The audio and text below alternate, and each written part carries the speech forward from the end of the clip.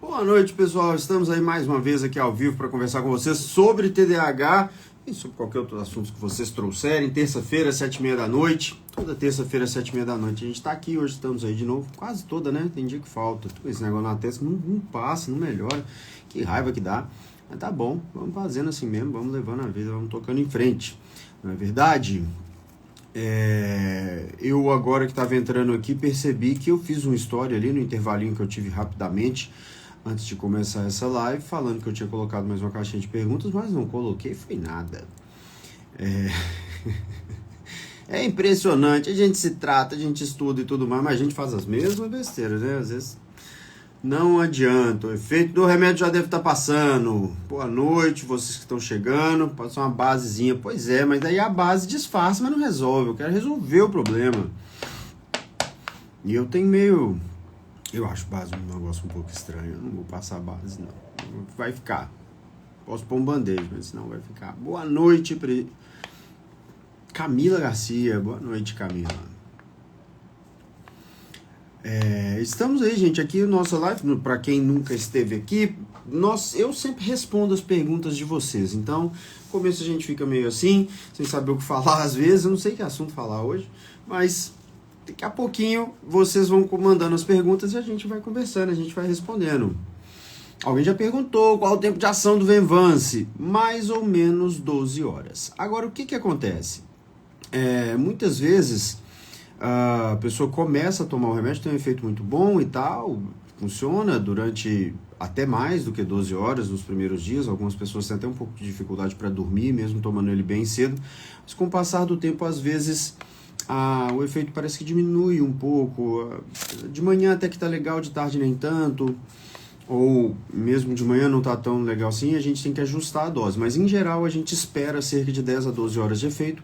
É um pouquinho variável isso, de pessoa para pessoa, e também certas coisas podem alterar esse tempo de ação, mas de forma geral é isso.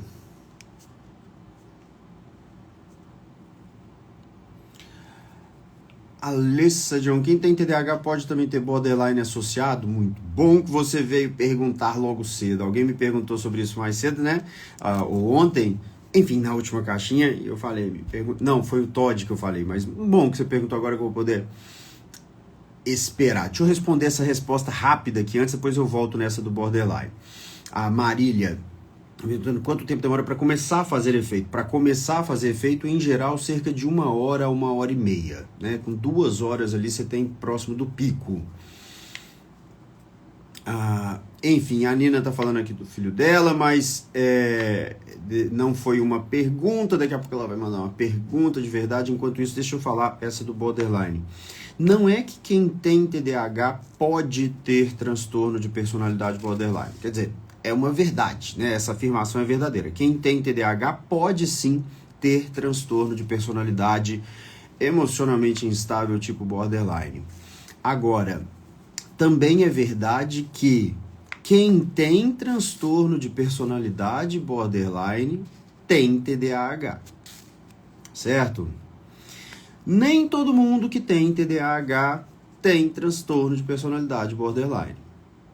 Tem muita gente que tem TDAH e não tem personalidade borderline, como é o meu caso, como é o caso da maioria das pessoas que têm TDAH. Porém, quando a gente vai avaliar as pessoas que têm transtorno de personalidade borderline, essa pessoa, para ter um transtorno de personalidade borderline, precisa ter TDAH. E eu vou explicar por quê. Rapidamente, vocês vão entender. Quem quiser compreender melhor, tem um vídeo que eu explico isso na outra rede, grandão, né? Um vídeo de 20 minutos. Quem quer entender melhor ainda, eu dou cursos sobre isso e tudo mais, vocês procuram por aí. O transtorno de personalidade tipo borderline, ele é composto por basicamente 2 núcleos que vão gerar todos os sintomas.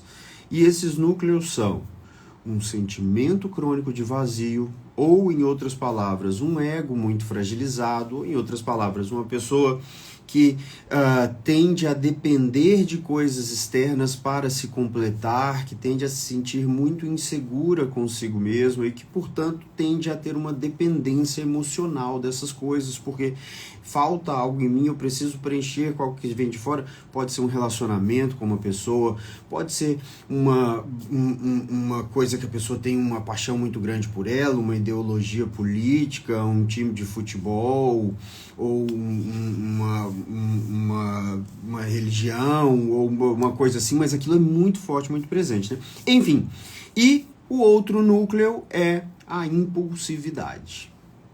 A pessoa pode ter esse sentimento crônico de vazio, esse ego mais fragilizado e não ser impulsiva. E a pessoa que é assim, ela em geral vai ser classificada dentro de outros diagnósticos de transtorno de personalidade, como por exemplo, transtorno de personalidade dependente, transtorno de personalidade evitativa, né? Transtorno de personalidade mais que a gente chama do tipo C ou do cluster C. A personalidade borderline, que também tem uma fronteira muito mal definida com a personalidade histriônica, ela depende da presença de impulsividade. Sem a impulsividade, essa angústia, esse sentimento de vazio, essa necessidade de completar isso, vai ser atuada de uma forma muito mais suave, muito mais sutil, muito mais discreta. Muito mais sintomas internalizantes vão acontecer do que sintomas externalizantes. A pessoa vai muito mais sofrer em si mesma do que expor essas emoções. E para ter diagnóstico de personalidade borderline, você precisa ter esses extremos emocionais, esses picos de excitação e também de estar se sentindo muito mal, muito para baixo, de irritabilidade, de decepção mesmo, né, de desilusão com as coisas, essa hiperreatividade emocional, essa necessidade de atuar isso no exterior, né, de não ficar só em si mesmo, mas de expressar isso. Crises de ciúme, muitas vezes autoagressões, muitas vezes tendência a comportamento de risco, de forma geral tendência a um comportamento que busca um prazer mais imediato, que busca uma satisfação mais imediata com coisas muito intensas. Isso tudo faz parte do borderline. Isso tudo depende de existir a impulsividade. Sem a impulsividade a pessoa pensa duas vezes e reprime isso. E impulsividade é TDAH. Portanto, se impulsividade é matemática, voltando toda outra vez, entende? Se a impulsividade é igual ao TDAH e se o transtorno de personalidade é igual, ou o transtorno borderline, né, de personalidade borderline, é igual a impulsividade mais esse sentimento crônico de vazio, logo o TDAH faz parte do transtorno de personalidade borderline. É isso. Pode ser muito mais bem explicado, com detalhes, com exemplos, com muitos estudos que mostram a presença desse mesmo sintoma nos dois transtornos, inclusive com estudos que mostram a melhora da impulsividade e a melhora da hiperreatividade emocional das pessoas que têm transtorno de personalidade borderline e TDAH, de acordo com o DSM, que de acordo com o DSM, isso que eu falei não é verdade, estou falando de acordo com a vida real. Mas tem estudos que mostram isso, que a pessoa que tem os dois diagnósticos e trata o TDAH melhora os sintomas de personalidade borderline, melhora a impulsividade emocional, melhora a hiperreatividade emocional, melhora a dificuldade de controle emocional. A pessoa desenvolve mais controle emocional, que é o grande problema do borderline, conseguir controlar as suas emoções. Trata-se com medicação. A Alessa John voltou aqui para perguntar isso agora no fiz. E eu vou voltar para ler as perguntas que passaram, viu, gente? Fiquem tranquilos. Trata-se com as medicações que são usadas para tratar o transtorno de déficit de atenção e hiperatividade. Porque nós sabemos que não existem medicamentos que são eficazes para o transtorno de personalidade borderline. Essa é uma afirmação verdadeira se a gente considerar as melhores evidências científicas, sem fazer dessas evidências uma análise mais profunda. Porém, se fizermos uma análise mais profunda, vamos ver que realmente, quando foi usado medicamento, né, nos estudos em que se usou medicamentos para tratar o TDAH nas pessoas que têm transtorno de personalidade borderline, esses sintomas melhoraram. Então, eu espero que essa compreensão seja mais difundida e tudo mais. Eu espero ter razão, eu espero que estudos empíricos venham a comprovar isso que eu digo já há bastante tempo. É uma interpretação que eu faço das evidências. A gente não tem nenhum dado claro e objetivo mostrando isso. Isso é uma interpretação que eu faço das evidências, porque todos os estudos analisam apenas uma pequena parte da questão, de cada questão que quer ser estudada. Então, para entender exatamente de forma mais compreensiva a psicopatologia dos transtornos, a gente tem que fazer uma interpretação que vai um pouco além. Basicamente é isso. E agora eu vou voltar e eu vou ler perguntas que vocês mandaram enquanto eu estava falando.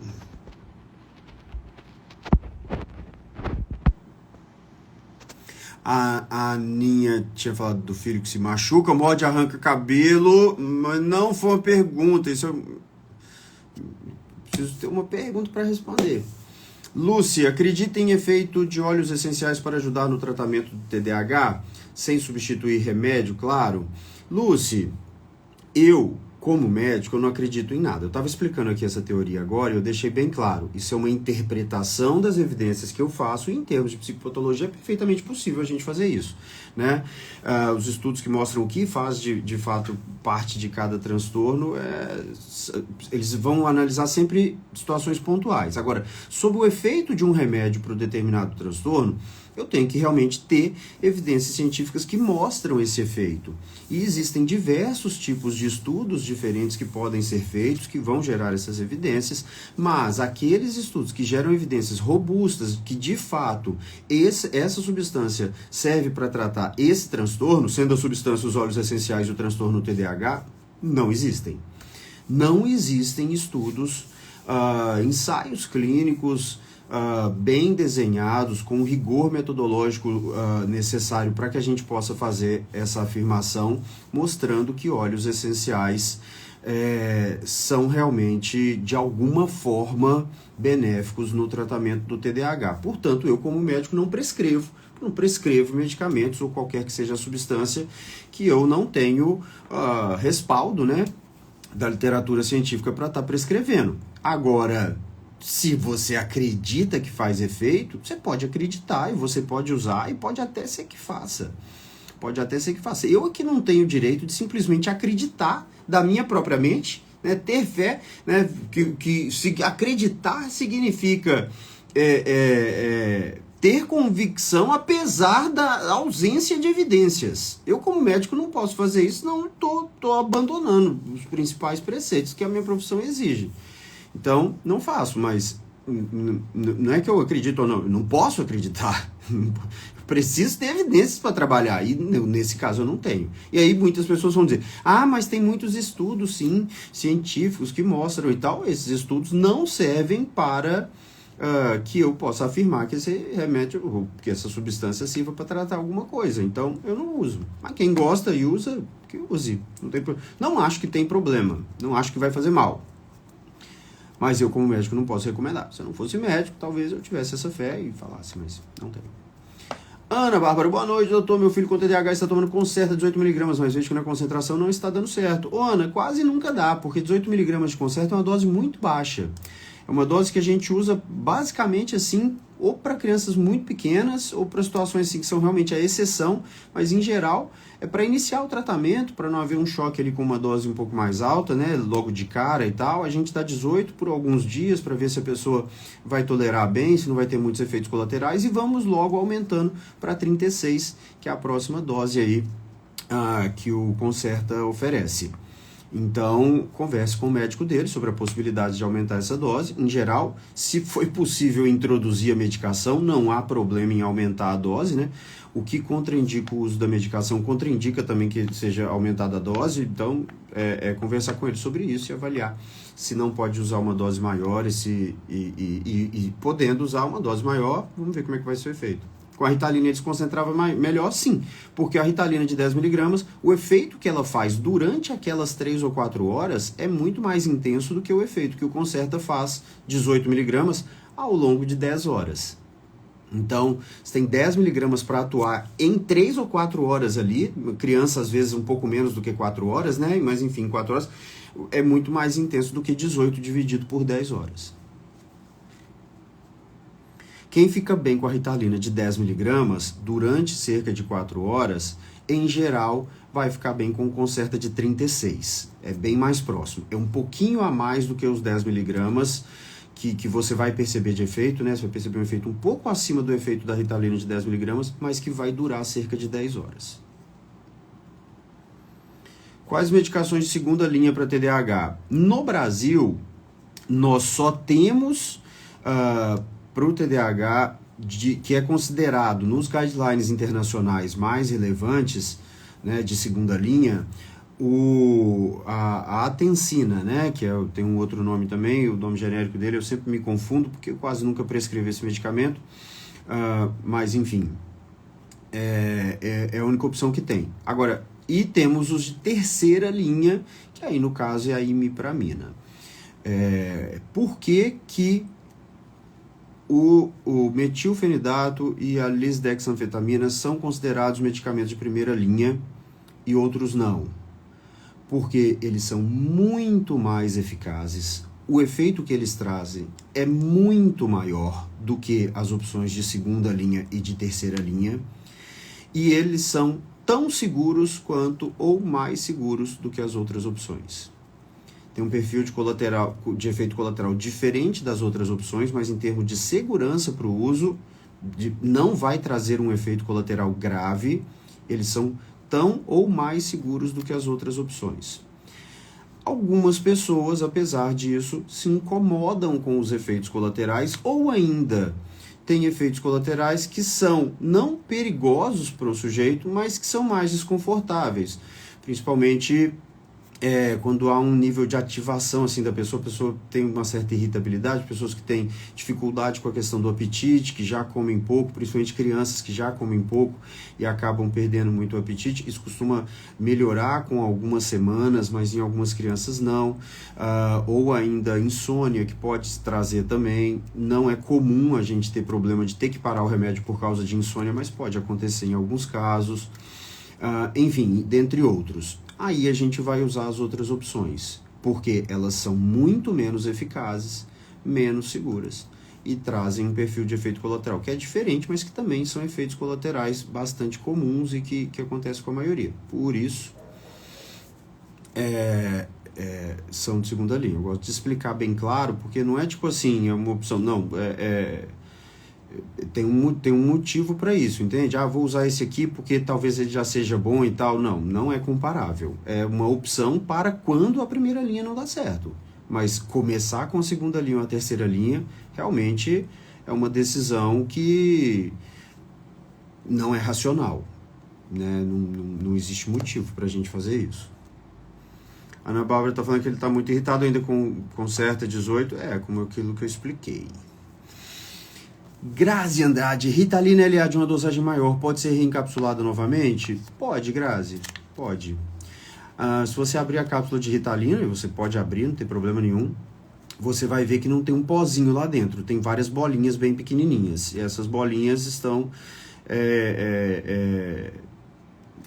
sortidas ali, né? Então, pode, mas é mais difícil, é um processo um pouco mais complicado, não é qualquer farmácia que vai conseguir fazer, não, mas pode ser feito sim.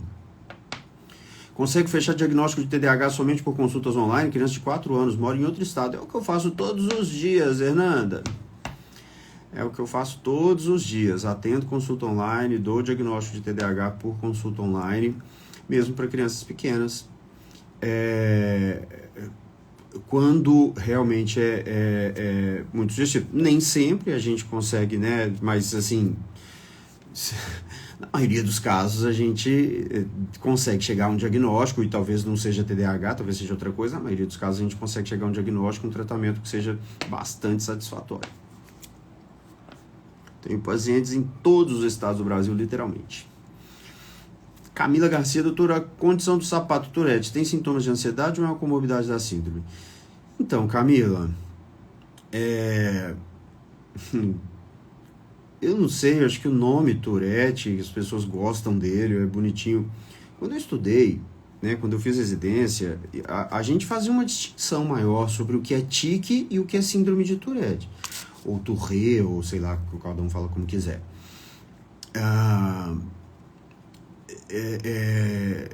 O sapato tem são tics, tá certo? Síndrome de Tourette, ou de Tourette, é uma síndrome que tem sintomas muito mais intensos. A gente vai dizer que tem essa síndrome realmente quando a pessoa tem tiques vocais e principalmente tiques vocais de palavras complexas e que na maioria das vezes em que ocorre são palavras que não deveriam ser ditas naquele ambiente, naquela situação. Em geral, a pessoa xinga alguma coisa, fala um palavrão ou coisa assim.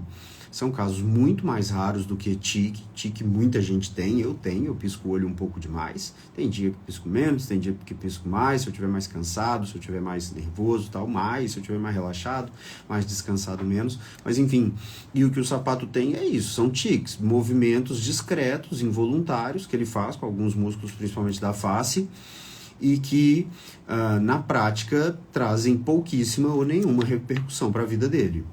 De forma nenhuma esses tiques atrapalham ele a exercer a função que ele exerce, tá certo que é uma função muito diferente da maioria das pessoas, ele é um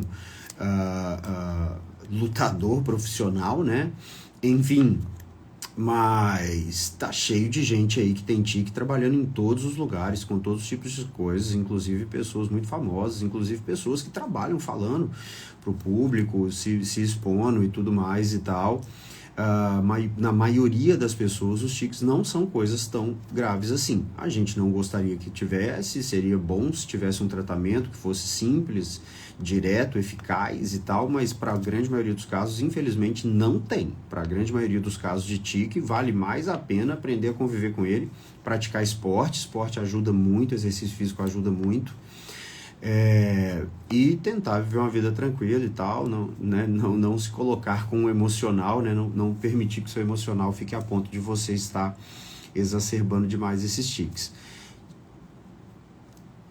E pode ser comórbido com... Agora, a síndrome de Tourette de verdade, aí a gente vai tratar, inclusive, com antipsicóticos. Né? Quando a pessoa chega a ter realmente aquilo que antigamente a gente chamava de síndrome de Tourette, que agora foi, né, popularizado, né, ampliou-se tudo, agora é síndrome de Tourette, mas essa de verdade a gente vai tratar com drogas muitas vezes pesadas, muitas vezes com antipsicóticos, porque realmente uma pessoa que, principalmente em situações mais formais, onde se exige um comportamento diferenciado, a pessoa vai falar palavrão à torta e à direito e praticamente só percebe depois que já falou. Então,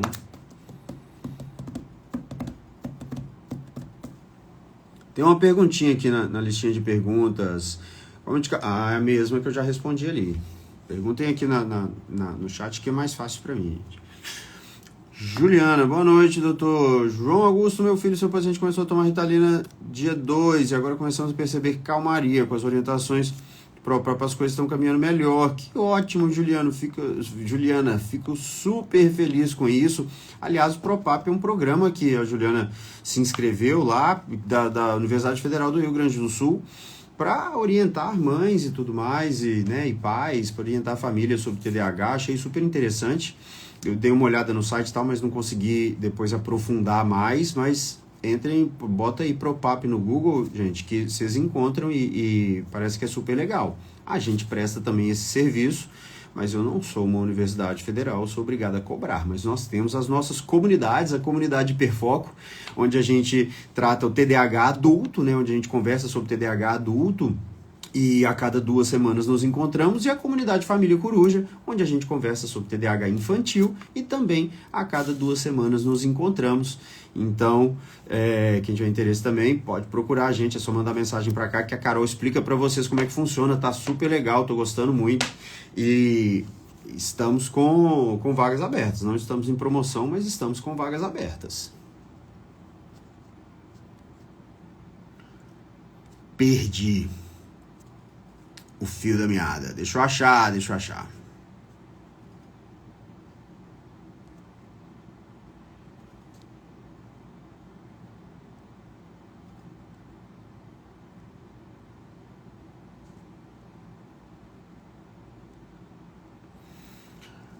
Natelli, boa noite, doutor. Criança com epilepsia tem direito ao INSS? Não.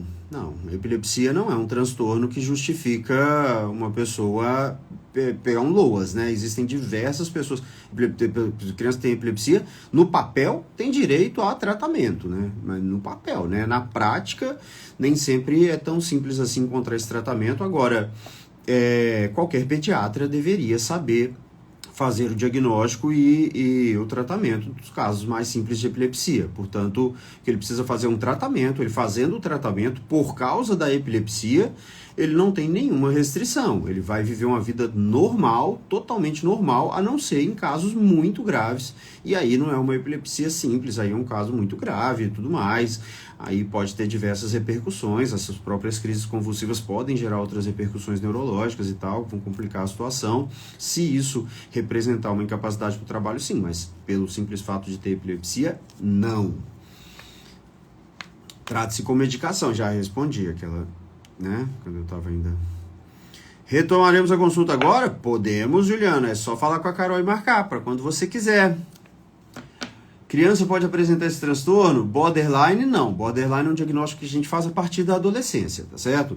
A partir da adolescência a gente já consegue ver claramente alguns sintomas, a gente vê sinais que sugerem que isso está se desenvolvendo, mas não é um diagnóstico que a gente dá para crianças. Teoricamente a gente só dá depois dos 18 anos, mas na verdade a partir dos 14, 15 anos, muitas vezes o quadro já está lá prontinho, mas ainda é mais em tempo ainda de a gente fazer um tratamento que vai trazer uma resposta ainda mais positiva. Quanto mais cedo a gente inicia o tratamento, qualquer que seja na psiquiatria, melhor tende a ser a resposta. Filho da Aline tem TDAH, quase todo mundo aqui, Aline, tem TDAH, tem um filho que tem TDAH, aqui nós estamos em casa. Natália, o neuro disse que meu filho tem epilepsia, mas não me deu um laudo. Você não precisa de um laudo, você precisa de tratamento. Um laudo para quem tem epilepsia não serve para nada. O que serve é o remédio certo para que ele possa viver a vida dele normalmente, plenamente e sem ter crises convulsivas. Tá bem? Eu acho que você pode ter o transtorno da Aline, foi lá para trás, que eu já falei. TDAH. Quem tem TDAH costuma ter autoestima baixa? Grazi, é mais comum a gente encontrar problemas de autoestima nas pessoas que têm TDAH, tá certo? Agora, não é porque a pessoa tem uma boa autoestima que a pessoa não tem TDAH. Tem muita gente que tem uma autoestima excelente e tem TDAH. Tem gente que tem TDAH e tem autoestima mais baixa. Aliás, essas questões de autoestima confundem muito a gente, e muitas vezes o sujeito que parece ter uma autoestima elevadíssima, na verdade é um sujeito super frágil, e só que muito extrovertido, mas na verdade isso não é exatamente autoestima. Muitas vezes a pessoa finge, né?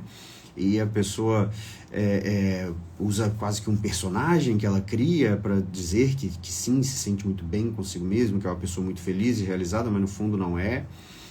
Mas enfim... tem um estudo que fala sobre, um estudo feito, se não me engano, na Suécia ou na Noruega, algum lugar assim, que avalia idosos com TDAH. E cerca de 20 a 30% dos idosos, pelo menos, relatam que têm relações sociais piores, têm relações com a própria família piores, têm mais problemas financeiros e se sentem mais sozinhos. Essas pessoas têm uma autoestima baixa. Porque se eles falam isso deles mesmos, se eles consideram que eles têm piores relações com os outros, piores relações com a família, problemas financeiros, tem mais solidão e tudo mais, é porque a autoestima deles é baixa. Talvez eles sejam só pessoas que têm uma boa autocrítica, sim, mas ainda assim, mesmo que você tenha razão, se você é obrigado a reconhecer que a sua vida é pior do que poderia ser, porque a coisa mais importante é uma boa relação com os amigos, com a família e tudo mais, isso você não tem, então você tem um problema muito sério, né? Então a gente vê que isso é uma coisa que desde a infância começa e muitas vezes acompanha pela vida inteira. Ninha Santos, 9 anos, toma Ritalina, difícil lidar com as emoções, se bate, se morde, arranca os cabelos quando se acha desapontado. Pode ser TEA? Pode, mas não são esses os sintomas que vão levar ao diagnóstico de transtorno do espectro autista, tá certo? O transtorno do espectro autista é um diagnóstico que a gente vai dar por dificuldade na comunicação, que seja na comunicação social, mas enfim, problemas na comunicação, principalmente comunicação emocional, na verdade, problemas de rigidez mental maior. Eu não sou, de TDAH, eu me sinto preparado para responder qualquer pergunta que for. No autismo, Existem pessoas que estão mais bem preparadas que eu. Agora, por que a criança tem crises emocionais, morde, arranca os cabelos e tal, isso não é suficiente de forma nenhuma para a gente dar o diagnóstico de autismo. TDAH pode ter esse tipo de coisa e qualquer criança pode ter momentos assim. E principalmente qualquer criança que está vivendo num ambiente que seja de alguma forma hostil a ela. Né? Não estou dizendo que é o caos ou qualquer coisa, não estou dizendo que é o que acontece na sua casa, mas é claro que o ambiente influencia isso também. E nem sempre a gente tem controle sobre esse ambiente, né? Mas pode ser do TDAH, pode ser do autismo, pode ser de transtorno nenhum ou até de outros transtornos, mas de uma forma ou de outra você precisa aprender a lidar com isso. Porque quando a mãe aprende a lidar com esses momentos de pirraça, a criança muda, certo? Independente da medicação. Crianças com TDAH nem sempre são assim, nem sempre tem essas crises dessa maneira. A gente tem que aprender a lidar com essas crises para passar tranquilidade para a criança e não ter um comportamento que acabe, mesmo contra a nossa vontade, estimulando a repetição desse tipo de comportamento. Muitas vezes a gente reage de forma que acaba estimulando que aquilo aconteça de novo no futuro. Tá aí. Ou blindado, não sei. Tem uma Ritalina LA 20mg. Na sua visão, poderia dividir e reencapsular mesmo, transformando a dosagem de 10mg dá para o meu filho? Não. A Ritalina, não é que não pode reencapsular. A Ritalina LA... aquelas bolinhas ali, metade delas vai liberar a medicação imediatamente, metade delas vai liberar em cerca de 4 horas. Se você divide, você vai dar 5mg de Ritalina LA, de Ritalina imediatamente quando ele tomar, e 5mg daí 4 horas. Você está fazendo uma Ritalina LA de 10. A Ritalina de 10mg, a Ritalina de 10mg. É isso aqui, ó. Vou mostrar a marca do outro lado não, mas é o comprimido que vem nisso aqui, que você tira um comprimido para já ter partir na metade, mas... dá para reencapsular a Ritalina LA, tipo, você compra um de 40 e manda dividir para 2 de 20, se a Ritalina LA de 20 é a melhor opção para você. Mas ela não se transforma na ação rápida, de forma nenhuma. E o Concerta não pode ser quebrado de jeito nenhum. Concerta não tem como fracionar, tá certo? Nem o Concerta e nem o Concerta genérico que saiu aí. O pessoal tá usando aí, eu nunca experimentei não.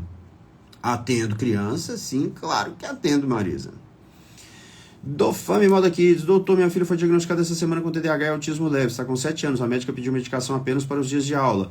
Você disse que nos stories usar sempre, explica por favor. A sua filha tem um problema que não afeta apenas o desempenho dela na escola, tá certo? Ou o comportamento dela na escola.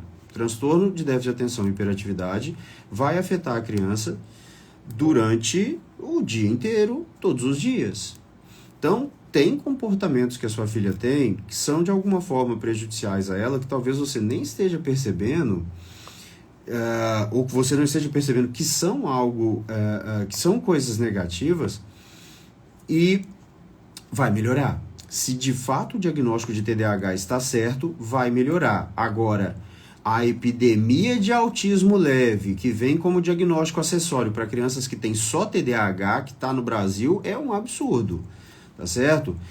As pessoas diagnosticam autismo e prescrevem risperidona, assim, como se fosse nada.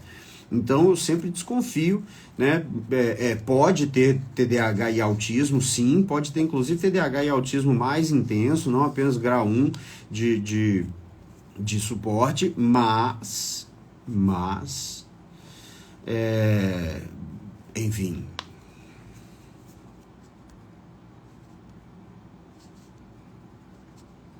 Ana Nepomuceno, doutor, tem problema em misturar a Ritalina e a risperidona para o TDAH? Tem muito problema. Risperidona não é remédio para TDAH. Risperidona não serve de forma alguma no tratamento do TDAH. A risperidona pode ser usada por poucos dias, no máximo 6 semanas, em crianças que, além de terem o TDAH, têm um QI baixo. Não precisa ser um QI baixo a ponto de ser diagnosticado um déficit intelectual, uma deficiência intelectual, mas que tenha um QI mais próximo do limite inferior ali, mesmo dentro da margem do que é considerado normal, e tem um nível muito alto de irritabilidade, de agressividade, durante períodos em que realmente a situação esteja saindo do controle. Por poucas semanas a gente pode usar a risperidona, mas numa criança que tem TDAH e tem um nível de inteligência normal, tem a capacidade intelectual dentro do padrão, dentro do que é a grande maioria das pessoas, não há qualquer indicação para o uso de risperidona. Não há evidências que apoiem o uso de risperidona, certo? E algumas pessoas vão falar, mas usa risperidona para TOD. Só que TOD não existe.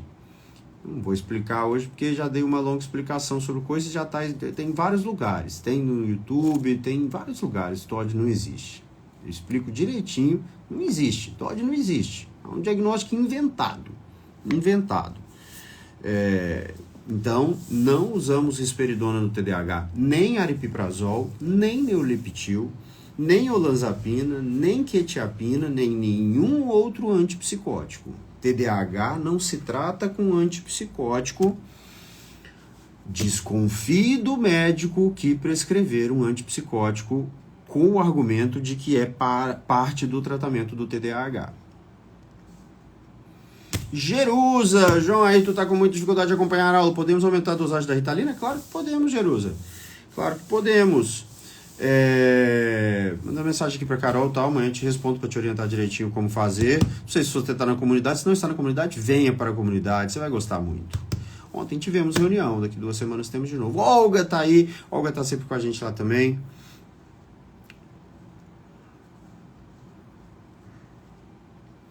Juliane Tomouka. Não sei. Juliane, meu filho de 12 anos TDAH faz difícil na escola, muito irritado. Já mudamos a escola, iniciamos a Ritalina. Tem muita estereotipia, ecolalia no ambiente familiar, tem hiperfoco constante. Aí já são sintomas que a gente começa a suspeitar do diagnóstico de autismo, Juliane. Não estou dizendo que ele tem autismo, mas esses são sintomas, né?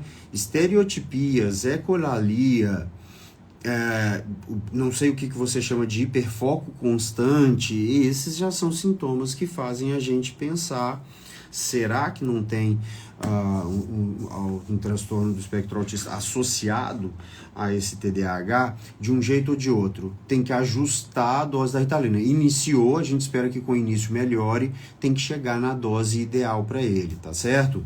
Se tiver tendo um resultado parcial, se tiver tendo uma resposta até positiva, mas não como você esperava, como você gostaria, não tenha medo de conversar com o médico sobre isso e buscando uma dose maior, mais adequada para o caso dele, porque quando a gente chega na dose certa, a gente realmente vê uma melhora muito significativa. Agora, vale a pena pensar, porque, tá vendo? Então, assim, vocês percebam comigo, a outra pessoa, eu já não me lembro o nome, vocês me desculpem, não tenho memória para isso. A outra pessoa, né, se morde, se bate, faz uma cena muito intensa, né, e tal, deve pensar, autismo é um quadro que parece mais dramático naquele momento, mas não, esses não são sintomas que me fazem pensar em autismo. Agora aqui, estereotipia, ecolalia e tal, hiperfoco, a pessoa não destaca, né, não é uma mensagem assim que assusta as pessoas, mas esses sim são sintomas que são parte do diagnóstico do autismo. Então, mais uma vez, pode não ter, de forma nenhuma estou aqui dando um diagnóstico, mas vale a pena conversar com um profissional que realmente entenda melhor do assunto para ele dar um parecer. Da mesma forma que eu recebo, não da mesma forma, para 10 crianças que eu recebo com o diagnóstico de autismo que não tem, eu vejo uma que tem autismo e nunca recebeu o diagnóstico. Há pouco tempo, atendi uma pessoa muito bem recomendada, veio encaminhada por uma pessoa que eu gosto muito e tal, para falar sobre ela mesmo e tal, e aí aproveitei para perguntar dos filhos e tudo mais, e aí ela falou sobre um filho que tem TDAH, eu pedi para descrever um pouquinho melhor, ela falou sobre ele, eu falei, olha, a chance é autismo, então, isso aí que você está me descrevendo um rapaz com autismo, um adolescente, não sei, 13, 14, 15 anos, não me lembro exatamente a ideia, mas um adolescente ali na primeira fase da adolescência, você está me descrevendo um rapaz com autismo, vamos pensar nisso? E aí já tive a notícia que caiu a ficha mais ou menos na mesma hora, né? Com todo mundo que isso foi conversado depois, todo mundo falou, nossa, é mesmo, eu nunca pensei. Todo mundo falou, nossa, eu nunca pensei, nossa, eu nunca pensei. Então, muito cuidado. Por isso é que eu não falo, e vocês podem perguntar, qual que é a diferença? Talvez a gente tenha caído por alguns instantes, mas disse que já voltamos. Eu estava falando que eu não falo. Pergunta, faz um postzinho com a diferença entre autismo e TDAH, quais os sintomas que estão em um, quais estão no outro. Não é assim, não é assim. Não é assim que se ensina, não é assim que se aprende, não é assim que você vai saber fazer essa diferença. Ler um post que diz isso aqui está no autismo, isso aqui está no TDAH, só vai te confundir, tá certo? É realmente muito importante ter o acompanhamento de um bom profissional que sabe de fato fazer essa distinção, e ainda assim a gente erra, ainda assim a gente eventualmente comete erros. Então, por isso que eu sempre falo que o médico, qualquer profissional de saúde, tem que estar sempre suspeitando de si mesmo, né? A autoestima super elevada faz mal ao médico. Faz mal ao médico, a gente está sempre suspeitando daquilo que a gente concluiu, daquilo que a gente decidiu e tudo mais, sempre pronto para rever, mas o profissional é fundamental para isso, e quem quer aprender de verdade, como eu já disse, eu ensino, a gente tem curso sobre isso e tal, você vai ficar ali pelo menos umas 10 horas me vendo ali falando e tudo mais, e se quiser aprender mais, vai seguir as orientações de leitura que a gente dá também, e vai estudar bastante para realmente saber fazer essa diferenciação, porque não é fácil. Fosse fácil eu não estava aqui, véio. Fosse fácil eu não estava aqui, porque vocês não estavam aqui assistindo também, porque vocês tinham visto um postzinho ali com 4 ou 5 carrosséis ali e foi, entende? Então, difícil. Juliana, doutor, o que sugere para aumentar um pouco o apetite dele? Ele come tudo, mamava bem, mas agora está bem difícil. Damos comida quando ele tem fome, mas nas refeições diminuiu Metade. Espera, Juliana. Vai com tranquilidade, vai com calma, porque vai equilibrar. Aproveite os intervalos entre as doses dos medicamentos para dar o alimento, né? Faz mais ou menos 4 horas de efeito. Esse efeito colateral da redução do apetite pode durar um pouquinho mais, então a gente dá o café da manhã, depois do café dá o remédio, espera ele ter um pouco de fome, dá o almoço, depois do almoço dá outro remédio, e aí, no final da tarde, à noite, ele vai voltar a comer bem também, menos do que antes, ainda assim menos do que antes, mas pouco a pouco isso vai melhorando, e enquanto isso você vai dando umas coisas com mais caloria para não deixar ele emagrecer também. E coisas com mais calorias são mais gostosas e tudo mais. Daniela, eu não falo sobre preços aqui. O Código de Ética diz que a gente não deve falar sobre preços, anunciar preços ou coisa assim. Eu não falo, é só mandar uma mensagem que a Carol te responde. Máximo no dia seguinte ela sempre responde. Juliane, todos esses sintomas podem ser somente TDAH? Já fez? Pode ser só TDAH, mas tá vendo? Você já tinha feito essa pergunta antes de eu começar a falar, né? E eu já levantei ali uma outra suspeita. Quer dizer, estávamos já na mesma página, né, Juliane? Você também já tinha pensado que pode ter outras coisas acontecendo. E provavelmente você já tinha pensado, né, nisso aí. Então, vale a pena avaliar. CBD, não indico pelo mesmo motivo que eu não indico óleos essenciais. Não há evidência científica de que melhora, certo? E no caso do CBD, tem uma situação um pouquinho mais grave, porque os óleos essenciais, bom, existem empresas aí muito grandes e tal, mas não dá para dizer que é um mercado assim tão grande quanto é o mercado dos canabinoides, né? O mercado dos canabinoides é absurdamente grande,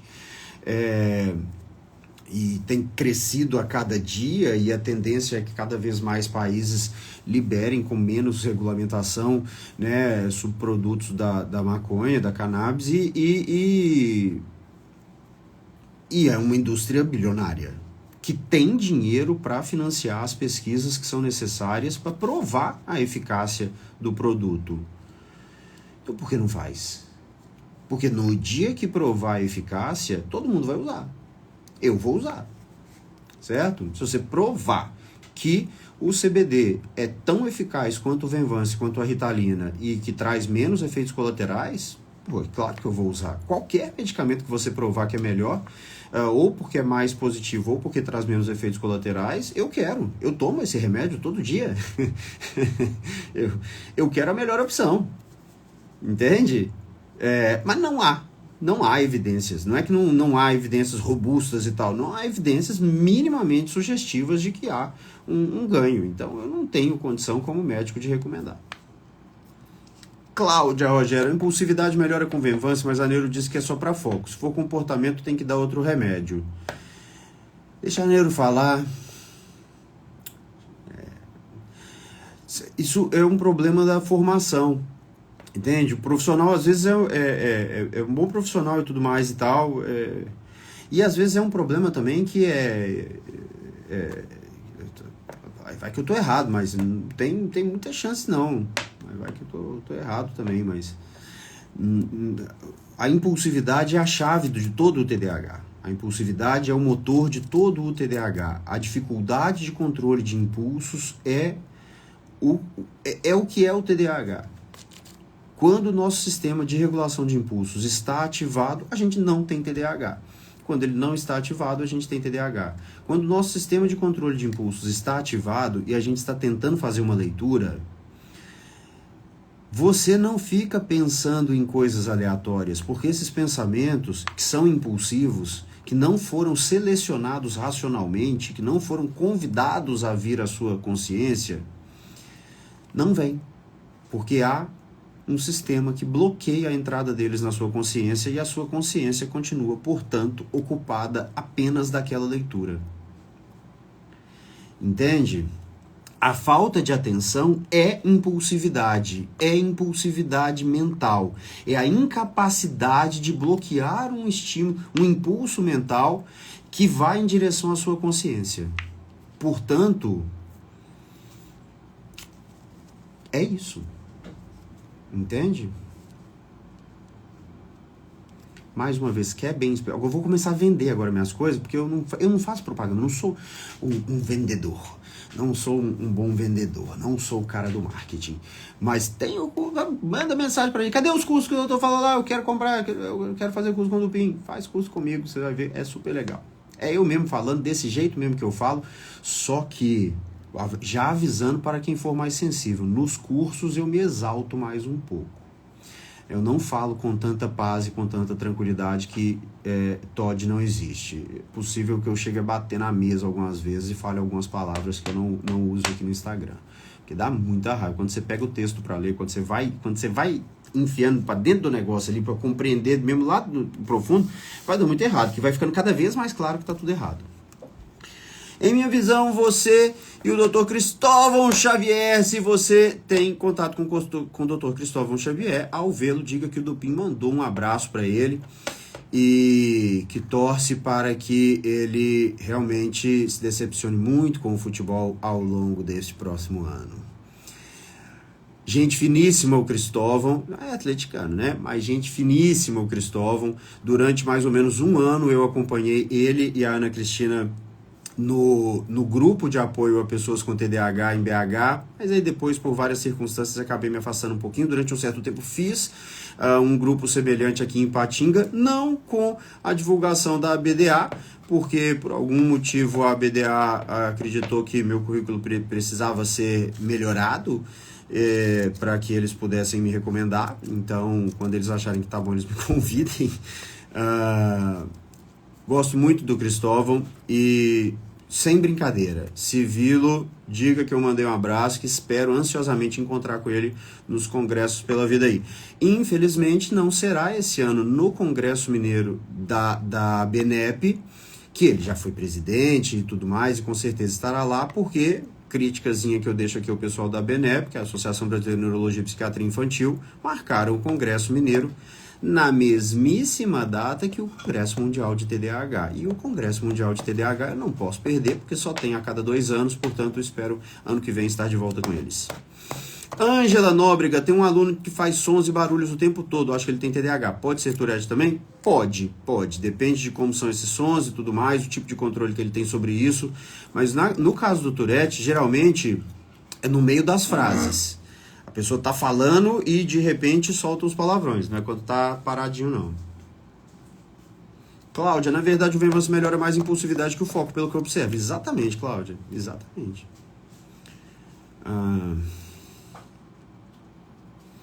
Marília, Renan não é tão hiperativo, desatenção pior, com o Venvance 30 melhora. Gente, não existe um remédio que é melhor para a atenção e o outro para a impulsividade ou hiperatividade. tanto a Ritalina quanto o Venvance são muito bons para todos os tipos de sintoma do TDAH, certo? Agora, para alguns é melhor a adaptação com a Ritalina, para outros é melhor a adaptação com o Venvance. Então, é um fator muito individual. Não dá pra gente generalizar, tá bem? Se é TDAH, melhora. Quase sempre melhora. Rosilda, boa noite. Meu neto toma 3 Ritalinas por dia. Meu filho foi diagnosticado com TDAH, mas está muito ansioso e impulsivo. É o que eu espero de pessoas com TDAH. Ansiedade e impulsividade. Meu neto tem TDAH. Gente, são 2 Rosildas, uma falando intercalada com a outra. Ah, meu Deus. Vamos lá. A do Sante. Meu filho foi diagnosticado com TDAH, mas o médico não passou nenhum medicamento para TDAH, pois ele está muito ansioso e impulsivo. Pois é. Se ele tem TDAH, ele está ansioso, ele está impulsivo, provavelmente é por causa do TDAH. Ele deveria ter passado um remédio para TDAH. Por isso que eu dou o curso. Crise de ausência é um tipo de epilepsia? É. Crise de ausência é um tipo de epilepsia, um equivalente epilético. E a gente trata com o mesmo tipo de medicamento que a gente vai tratar a grande maioria das epilepsias. Gente, os gatos estão fazendo um auê aqui embaixo. E a Nina, hein? Vocês viram? Sábado eu postei um storyzinho com a Nina. A gata virou só barriga. E a Pedrita, que nós castramos e deu certinho. Pedritinha. Ela não gosta de se ver na câmera. Ela se assusta um pouquinho, né, Pedrita? Olha ali. Tem que tirar os pontos, mas ela virou um gato de casa. A gente tinha uma gata, a Tiquita. Tiquita teve filhote, beleza, deixei ter os filhotes. Aí depois a gente mandou castrar a Tiquita. Ela enlouqueceu. Ela mudou para casa do vizinho do quarteirão de cima ali. E de vez em quando ela aparece aqui, pede um pouco de carinho e vai embora de novo. Aí eu fiquei com muito medo, por isso a Nina teve 2 ninhadas antes que eu tivesse coragem de castrar ela, mas felizmente deu tudo certo. Ela virou uma gatinha de casa, voltou a pedir colo toda hora, voltou a ficar aqui se esfregando no meu pé enquanto eu trabalho, igual quando eu era criança.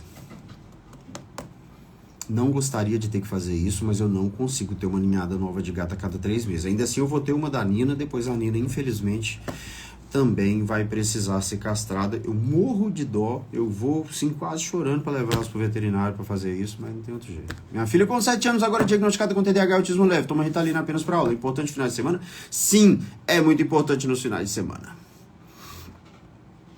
Doutor, o que fazer quando a criança com TDAH não consegue fazer amizade com seus pares na escola? Tratar a criança. E se realmente depois de alguns meses não tiver melhorado, assim, o comportamento dela melhorou, mas já existe uma grande, ali já criou estigma, né, já tá reconhecida como aquela criança que não é legal, que não é adequada e tal, passou um tempo, tá, não melhorou e tal, aí às vezes a gente vai ter que trocar de escola, mas não é porque a escola é ruim, então, às vezes se a escola for ruim, vai para uma escola melhor, se puder, né, põe seu filho na melhor escola que você puder, mas às vezes já fica ali aquele preconceito com aquela criança e tudo mais e tal, aí não tem jeito, a gente tem que buscar mudar o ambiente para que ela possa iniciar novas relações sem aquele preconceito. Em minha visão, você, doutora Regina Volpini, Cristóvão Xavier, é o melhor. Obrigado. É o mesmo que eu já tinha falado ali, que falou do Cristóvão. Obrigado. Meu filho tem TDAH e a professora acha que ele tem outro transtorno, pois fica irritado com facilidade, é gritar e chorar muito. Pode ter, mas mais uma vez, gritar e chorar muito, se irritar com facilidade, são muito típicos do TDAH, pode acontecer em outros transtornos também, vale a pena sim investigar, mas isso não me acende nenhum alerta. Esses não são os sintomas que acendem o alerta. Porque a Ritalina tem a letra A de um lado e B do outro? Tá aí. Vou ter que tirar um aqui para ver isso. Não, deve ser a LA, né? Vamos ver aqui.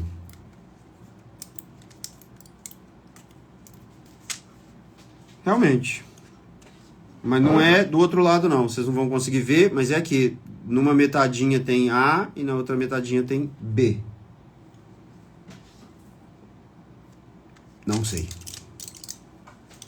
Pergunta típica de pessoas com TDAH, né, Carol? Pergunta típica de pessoas com TDAH. Eu era aquele estudante, aquela criança, aquele adolescente chato, que sempre tinha perguntas que o professor não tinha como responder. Ninguém nunca fez essa pergunta antes. Eu estou 30 anos dando aula dessa mesma matéria e ninguém me fez essa pergunta antes. Eu nunca imaginei que essa pergunta pudesse existir. típica de pessoas com TDAH. Pedrita, sem destruir. Meu filho tem há 5 anos, muito hiperativo, impulsivo, se colocando em risco de vida. Ele não deu certo com Ritalina e Concerta, ficou pior, acertou agora com a AP de Atensina, melhorou muito, 100%. No autismo, eventualmente, o uso de antipsicóticos e também da Atensina é muito positivo. Não no TDAH, mas no autismo muitas vezes é muito positivo. Quando o autismo está acompanhado de TDAH, muitas vezes a Ritalina também tem um efeito positivo, mas nem sempre, né? Então, é isso aí, tá? Isso aí tá dentro do esperado, Ju Saraiva. Mas o tratamento, quando a gente precisa usar uma medicação para o autismo, a gente realmente não tem a convicção do que vai ser melhor antes de... Sabe, nós vamos fazer uma tentativa com essa medicação, é por esse lado, é mais ou menos por esse caminho, vamos experimentar essa opção, vamos ver como é que vai ser a resposta. Se for positiva, a gente fica com ela. Se não, a gente vai fazer outra tentativa. O médico passou porque ele estava agressivo. É isso aí. Se trocar... Ah, não. Acho que é outro. Agora eu já não sei como foi esse. Qual acompanhamento multidisciplinar seria ideal para crianças com TDAH? Grazi Andrade. Para criança, nenhum. Inicialmente, nenhum. Para a família, sim. São os pais que precisam aprender a lidar com essa criança, tá certo? A psicoeducação dos pais ou o treinamento dos pais é o tipo de terapia, né? É aquilo, além do remédio, que mais traz impacto na melhora da criança. Principalmente quando a gente fala de melhora de qualidade de vida, de comportamento de forma geral, né? Da maneira como ela vai buscar resolver os seus problemas, lidar com as suas angústias e tudo mais. Porque quando a gente entende como é que funciona o TDAH e quando a gente aplica, né, as técnicas, né, o comportamento que é realmente adequado, a gente vê o resultado, entende? Toda criança quer dar o resultado que se espera dela. Toda criança quer dar o resultado que se espera dela, principalmente para os pais. A coisa mais importante para uma criança é dar orgulho para os pais, é deixar os pais felizes. A criança não quer te irritar, inicialmente. A partir de um certo momento ela pode querer te irritar. E se você sabe colocar os desafios para essa criança e orientar a criança né, na tentativa de realmente superar esses desafios, ela vai trazer os resultados. Certo? Então, não é a criança que tem que ir para terapia, é você que tem que ir para terapia. E mais uma vez, fazendo minha propaganda, é isso que a gente faz na comunidade Família Coruja. A gente conversa com pais de crianças com TDAH, troca experiências, orienta sobre o tratamento, orienta sobre os problemas pontuais que estão acontecendo na casa de um, na casa de outro. E quanto mais jovem essa criança, mais efetivo vai ser, porque à medida que o tempo passa, a criança vai desenvolvendo certos vícios e quando entra na adolescência ele já tem uma personalidade própria, ele já tem um querer próprio dele e tudo mais, e aí é um pouco mais complicado, mas ainda assim ajuda muito e tal, e é o mais importante. A partir da adolescência, dependendo dos sintomas que a gente estiver encontrando, a terapia pode ajudar. Só mandar uma mensagem aqui que a Carol te responde. Manda mensagem no nosso chat, no direct aqui, e a Carol te responde. Minha avó está indo embora. Lucas Pai, boa noite. Bonitinha a foto do Lucas com o filho ali. Meu filho de 6 anos tem TDAH. Em determinados assuntos ele é muito inteligente, mas na maioria das vezes é bem infantilizado. Parece uma criança de 4 anos. É comum isso? É super comum. E ele é apenas uma criança de 6 anos. Tá bem? Uma criança de 6 anos, a gente meio que precisa ser especialista para saber a diferença para uma criança de 4. Então, é natural, ao longo de todo esse período de desenvolvimento, que às vezes ele apresente comportamentos que parecem típicos de uma criança um pouco mais velha, às vezes comportamentos típicos de uma criança um pouco mais jovem. Tentar entender por que aconteceu e trabalhar nas causas para estimulá-lo a estar cada vez mais maduro e tudo, mas mais uma vez, é só uma criança de 6 anos. A gente quer que ele seja uma criança de 6 anos. Depois ele vai ser uma criança de 7, de 8, de 10, um adolescente de 15 e um rapazinho de 20 anos. Mas um passo de cada vez. Não devemos tentar acelerar o amadurecimento da criança, né? Trazer coisas de uma idade um pouco mais para cima. Grazi, pergunta fora do foco. Qual a especialidade médica procurar na suspeita de TEA, 18 anos? Um psiquiatra. Procurar um psiquiatra. De preferência, um psiquiatra que tem experiência nessa área. Hoje muita gente publica as coisas em rede social e tudo mais e tal. Não é tão difícil a gente encontrar nas redes sociais um profissional que, assim como eu tô aqui, né? Esteja ali de alguma forma falando sobre isso e tal, para você ir lá dar uma olhada no perfil dele, se tem vídeo, ver um vídeo que ele fez, se tem texto, ver textos que ele colocou, como é que parece a abordagem dele e tal, além, é claro, de pesquisar na sua cidade, com outras pessoas e tal, com quem que deu certo e tudo, mas enfim. TDAH com agressividade a ponto de me agredir, o que fazer além da Ritalina? Treinamento de pais e ajuste de medicação. Entende? O seu comportamento vai alterar o comportamento dele. Se você comportar de maneira diferente, ele vai comportar de maneira diferente. Principalmente se ainda não tiver entrado na adolescência. Depois que entrou na adolescência, a gente perde um pouco esse controle, mas ainda assim mas perde um pouco.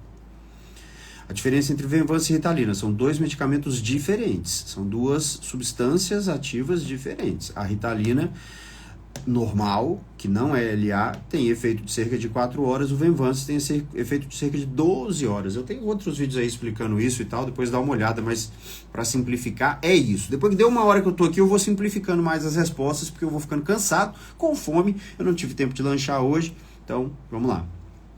Oi, doutor, boa noite. Toda criança tem direito de ajuda do governo?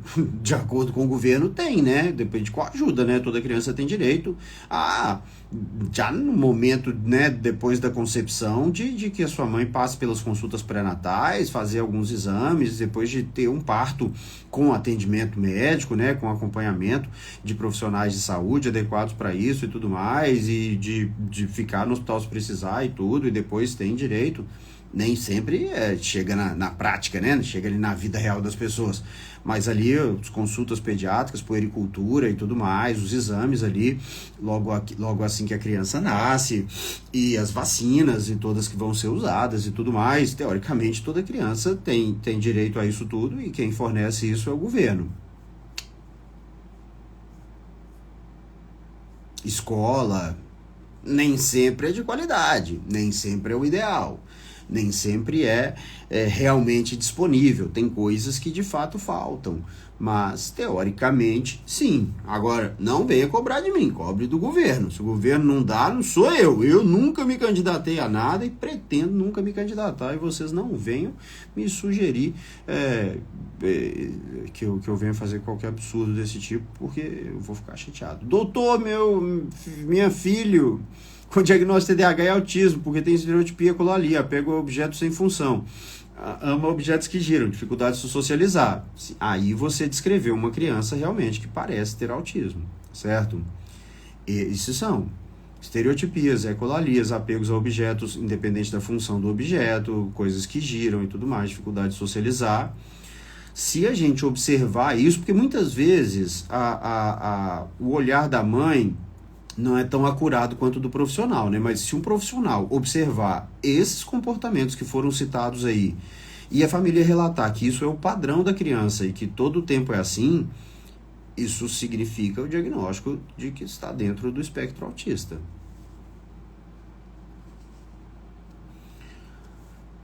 Boa noite, Eliane. Eliane Souza Miotilize. Michele Pamplona, boa noite. Quem toma Concerta 36 fica com as mãos tremendo para escrever, porque o meu menino fica assim. Michele, se foi nos primeiros dias, pode ficar um pouco.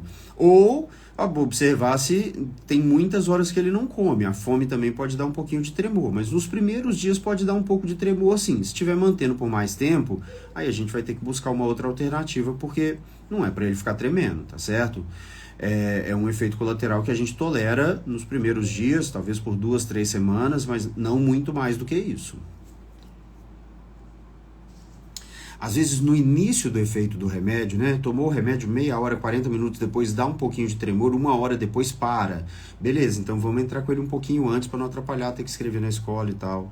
Então, observar o quanto isso é intenso, quais horários acontece, se tem alguma outra coisa que pode estar relacionada. Mirela Borrana, meu filho tem TEA, autismo, usa cloridrato de metilfenidato, está tendo muita falta de apetite, chegou até a emagrecer. O que fazer nesse caso? Bom, TEA e autismo é a mesma coisa, né, Mirela? Eu imagino que você quis dizer TDAH. Se o metilfenidato está sendo positivo para os sintomas de TDAH, o que a gente vai fazer é tentar dar alimentação para ele no intervalo entre as doses. Dá o café da manhã, depois você dá o metilfenidato, espera o efeito passar, dá um almoço, dá o metilfenidato de novo, espera o efeito passar e dá um lanche, dá uma janta, dá uma coisa assim. Dar bebidas adoçadas, dar coisas que têm caloria e que são de fácil ingestão, né? Então, muitas vezes ele não quer comer, mas se você der um suquinho ali, mais doce, ele toma. A gente precisa manter o aporte calórico da criança, tá certo? Mesmo que durante algum tempo a criança for consumir um pouco mais de calorias vazias, como se diz, mas para a criança não são tão vazias não, a criança precisa de energia, a criança precisa ter uma glicemia que está mantendo ali relativamente alta para que ela possa realmente ter condição de realizar todas as suas tarefas e para crescer e tudo mais. Então, a gente tem, grosso modo, essas alternativas, e aí cada caso a gente vai avaliando. Mas paciência, porque é também um efeito colateral que tende a ser mais intenso nos primeiros dias, nas primeiras semanas, mas às vezes leva um pouco mais, 2 meses, 3 meses, mas ele vai se habituando com isso. Nenhuma criança entra num quadro de desnutrição simplesmente porque está usando Ritalina. Ela vai se alimentar um pouco menos, mas se a gente souber dar a comida na hora certa e oferecer caloria de outras formas, ela vai ficar bem. A Eliane está dizendo que concorda comigo, mas eu já não sei sobre o que ela estava falando. Bruna Grigoleto, associar risperidona vivans com a justificativa de que ele atuará nos sintomas comportamentais do TDAH, impulsividade e agressividade. Bruna, não está correto. Não está correto. Tá certo? Eu já vi muitos profissionais que, enfim, até de renome e tudo, até que, inclusive, fazem pesquisa tudo falando sobre isso, mas a verdade é que, assim, não há evidência científica. E eu desafio a me mostrar. Se tiver, eu vou usar também. Tá certo? Se tiver evidência científica, tá bom, vamos lá, vamos usar, vamos ver como é que vai ser, né? Um paciente ou outro que tem esses quadros, mas realmente não é o caso. Há uma percepção de melhora porque se sedou a criança. Aí é a questão. Não é melhora de fato, é uma percepção de melhora porque a criança está sedada. Só que os efeitos colaterais virão. Se você está dando risperidona a ponto de manter essa criança mais sedada, os efeitos colaterais virão e não são efeitos colaterais que você deseja para o seu filho. Principalmente quando a gente fala de alterações hormonais, principalmente na questão da prolactina, que pode muitas vezes fazer com que a criança comece a ter um crescimento das mamas, né? Na menina parece que ela está já entrando na puberdade precocemente, no menino pior ainda, porque a gente não quer isso pro menino, né? Então, enfim, não há, mais uma vez. Mas o professor falou, se quiser conversar comigo, marcamos aqui a live, tá? Me manda as referências aí para eu poder analisar, que a gente discute isso aqui, porque não há tais evidências. Eu já passei pelo constrangimento de assistir em congressos sérios profissional que vai para propor esse tipo de conduta em nome de laboratório. Realmente me decepciona muito, né? O que o cara faz? Olha a desonestidade intelectual da pessoa. Leva dois casos clínicos, supostamente de pacientes que ele atendeu, que tinha um quadro extremo e fala sobre o uso dessa risperidona e o que a maioria dos colegas que estão ali ouvindo vai entender. Nossa, se funciona até nesse quadro tão grave, vai funcionar muito bem nos meus que não são tão graves assim. Não é que se funciona nesse quadro tão grave vai funcionar tão bem nos outros sim. Nos outros assim. Quando é algo realmente extremo, em alguns momentos, durante poucos dias, pouquíssimas semanas, a gente até pode usar para conter aquele momento dramático, mas não de forma contínua.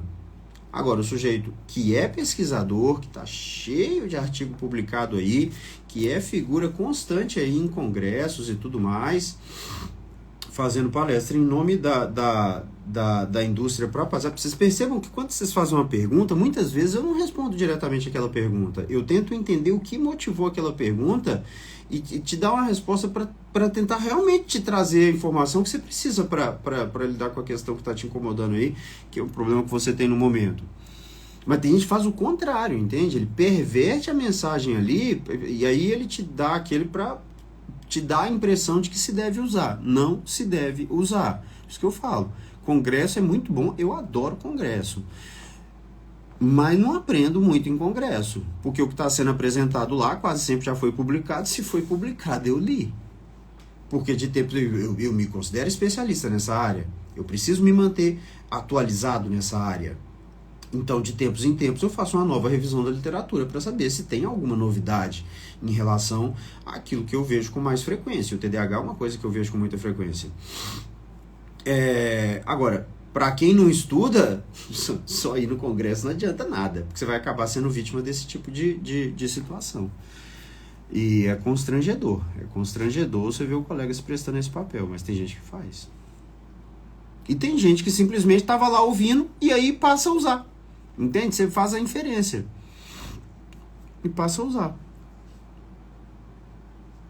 Faz sentido isso? O ideal é ajustar o Venvance para atuar em todos os sintomas. Bruna, com toda certeza. Edileia aqui, no meu filho de 13 anos tem TDAH, usa Concerta 36, sempre teve baixíssima autoestima, está com sobrepeso. A escola relata dificuldade de socialização, questiona síndrome de Asperger, tem ansiedade severa.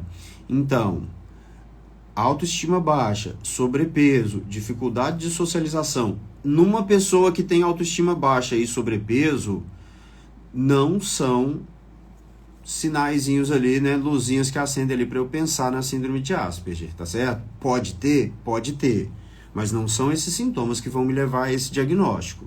A dificuldade de socialização, sim, mas com TDAH, com autoestima baixa, com sobrepeso, com 13 anos, é natural que ele não esteja se sentindo muito bem quando ele se compara com os seus colegas. Muito ansioso, natural que ele esteja muito ansioso. Ele entrou na fase da competição ali selvagem entre os colegas para se destacar e para ter mais, né, se posicionar melhor na hierarquia que vai se formando ali, e é natural que ele esteja ansioso por imaginar que ele não tem muita condição de competir ali nessa situação. Portanto, ajustar a dose da medicação, e se ele tem sobrepeso, eu imagino que haja uma tendência à compulsão alimentar, e aí nesse caso o Venvance é efetivamente superior. Para a compulsão alimentar, o Venvance prova os resultados, a Ritalina não prova. Ajuda, mas não há evidências do resultado. O resultado para a compulsão alimentar do Venvance é muito melhor. Esse é um sintoma que realmente me faz definir a conduta entre um e outro. Um dos poucos sintomas que realmente me faz definir se eu vou para o Venvance ou vou para a Ritalina é a presença de compulsão alimentar. Na presença de compulsão alimentar, o Venvance é superior em qualquer idade. Caetano, boa noite. Meu filho não gosta de dormir. O que o senhor pensa a respeito da melatonina? Não, Caetano, antes da melatonina, a gente vai buscar outras alternativas. É preciso que o ambiente seja um ambiente que o leve a dormir na hora que ele precisa dormir, certo? Imagino que vocês têm condição de fazer isso na casa de vocês, e a gente vai evitar usar qualquer tipo de medicação para o sono até que a gente tenha realmente esgotado as alternativas ali dentro do que a gente chama de higiene do sono, né? Medidas que podem ser tomadas para tornar o sono mais positivo e tal. E isso muitas vezes inclui o tratamento dos pais. Não sei se você ou a mãe tem TDAH, mas se ele tem TDAH, muito provavelmente um dos dois tem. E aí o pai ou a mãe com TDAH muitas vezes atrapalha um pouquinho na hora de criar esse ambiente propício para que todos vão para a cama mais cedo, né? Fluoxetina serve para o TDAH? Não, Mônica, não serve. Obrigado, Ninha Santos, pelo elogio. Maria tem um filho que rói a unha. Não é normal, é muito comum. Muito comum. Meus gatinhos, pois é, eu também... Eu fico com ciúme quando eles não estão aqui comigo, mas como a Nina está prestes a ter filhotinhos, as coisas, os gatos estão com um comportamento um pouco diferente nesses últimos dias. Daqui a pouco nascem os filhotinhos e eu posto aqui no story para vocês. Esse bichinho pequenininho.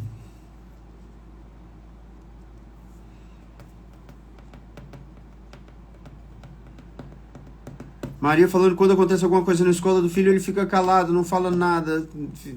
Como puxar o assunto dele? Se você conversar com ele sobre as coisas da escola, sem demonstrar muita ansiedade, sorrindo, vendo graça nas coisas, sem julgar ali naquele primeiro momento e tudo mais, ele vai se sentir à vontade para falar com você.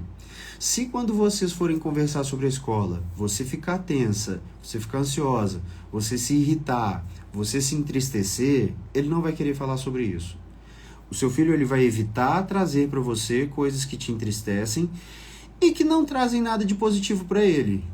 Pois se ele quer um doce, porque vocês estão na rua, vocês estão no supermercado, vocês estão em qualquer lugar, ele quer um sorvete, ele quer um picolé, ele quer um doce.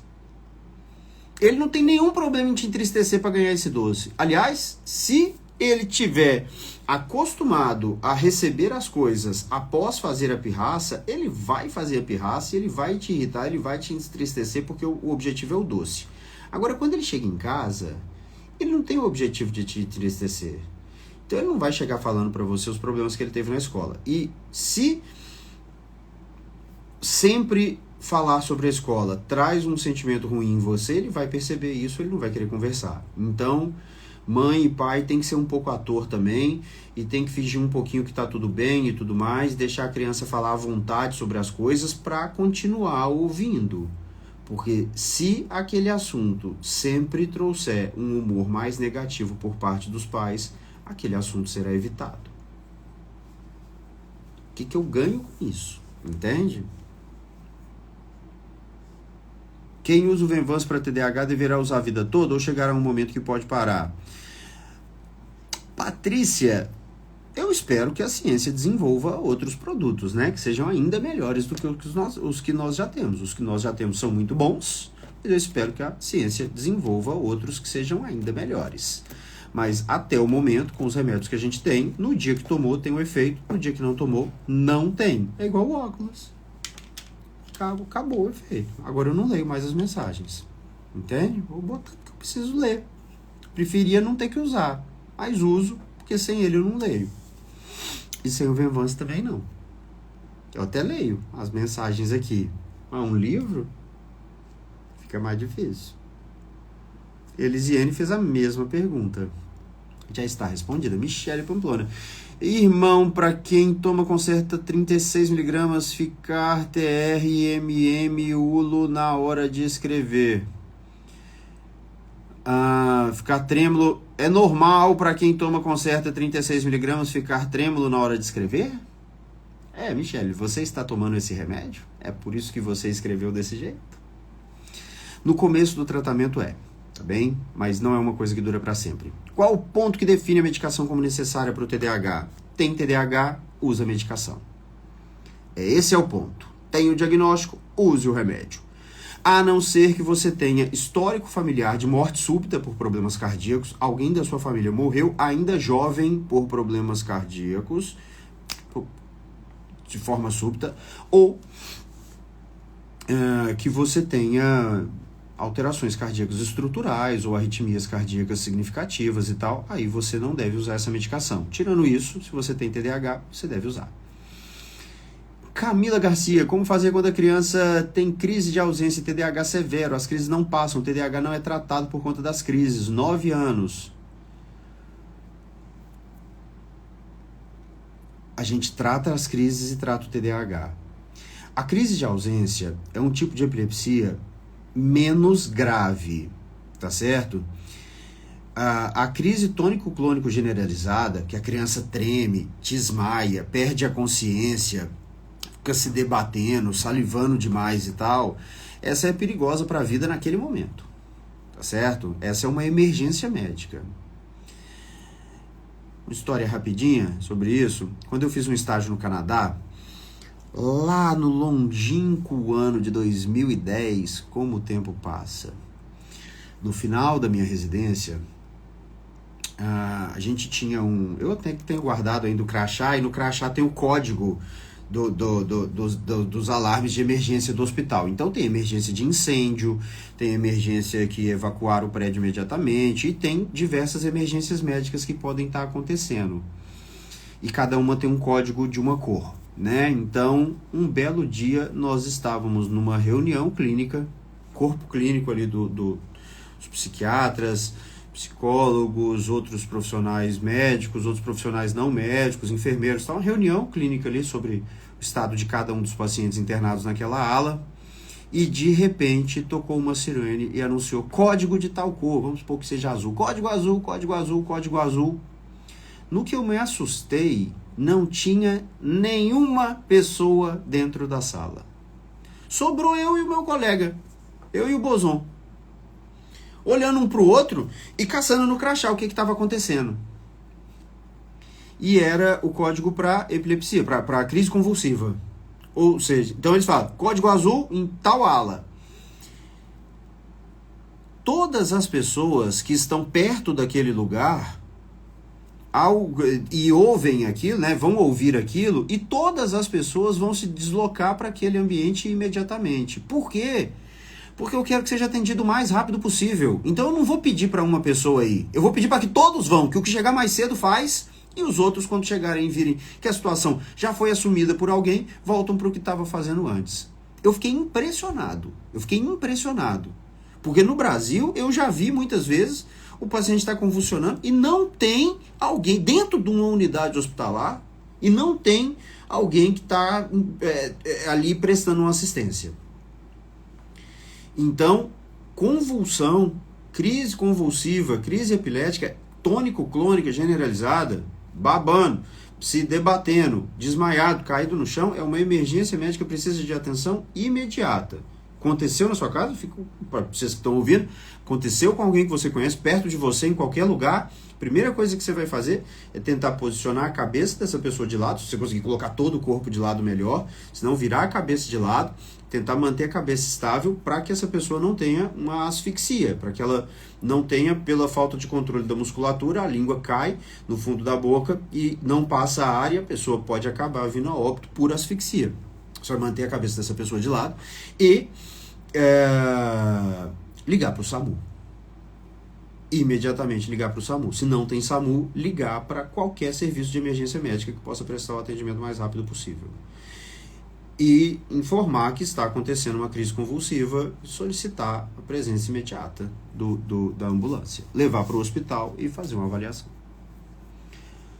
A não ser que seja um quadro que já esteja sendo observado pelo especialista, a gente já sabe que tem mesmo essas convulsões, já tem medicação para isso, já tem medicação para urgência, porque no início do tratamento da epilepsia é razoável a gente dar uma medicação que pode ser usada imediatamente assim que a crise acabou, para que ela não volte rápido, e aí levar a pessoa para o hospital. Mas na crise de ausência não há esse risco. Portanto, eu fico um pouco mais à vontade para iniciar o tratamento do TDAH. Quem tem TDAH e epilepsia, uma vez que esteja com as crises perfeitamente controladas, pode sim tratar o TDAH. Não é proibido fazer isso não. E se por acaso as crises voltarem, a gente vai ajustar a medicação. E tem pessoas que, durante o tratamento do TDAH, apresentam a primeira crise convulsiva, certo? E para quem está em tratamento do TDAH, é um pouquinho mais comum que você tenha a primeira crise convulsiva, tá certo? Ah, teve uma crise convulsiva, estava tomando Ritalina. Sim, muito provavelmente, se não tivesse tomando, teria também. Porque quando a gente faz estudos com grandes populações, a gente vê que a proporção de pessoas que estão em tratamento para TDAH e que desenvolvem uma primeira crise convulsiva é discretamente superior à da população geral. Ainda assim, nessas pessoas, se o tratamento era positivo, a gente vai tratar a epilepsia e a gente vai continuar tratando o TDAH.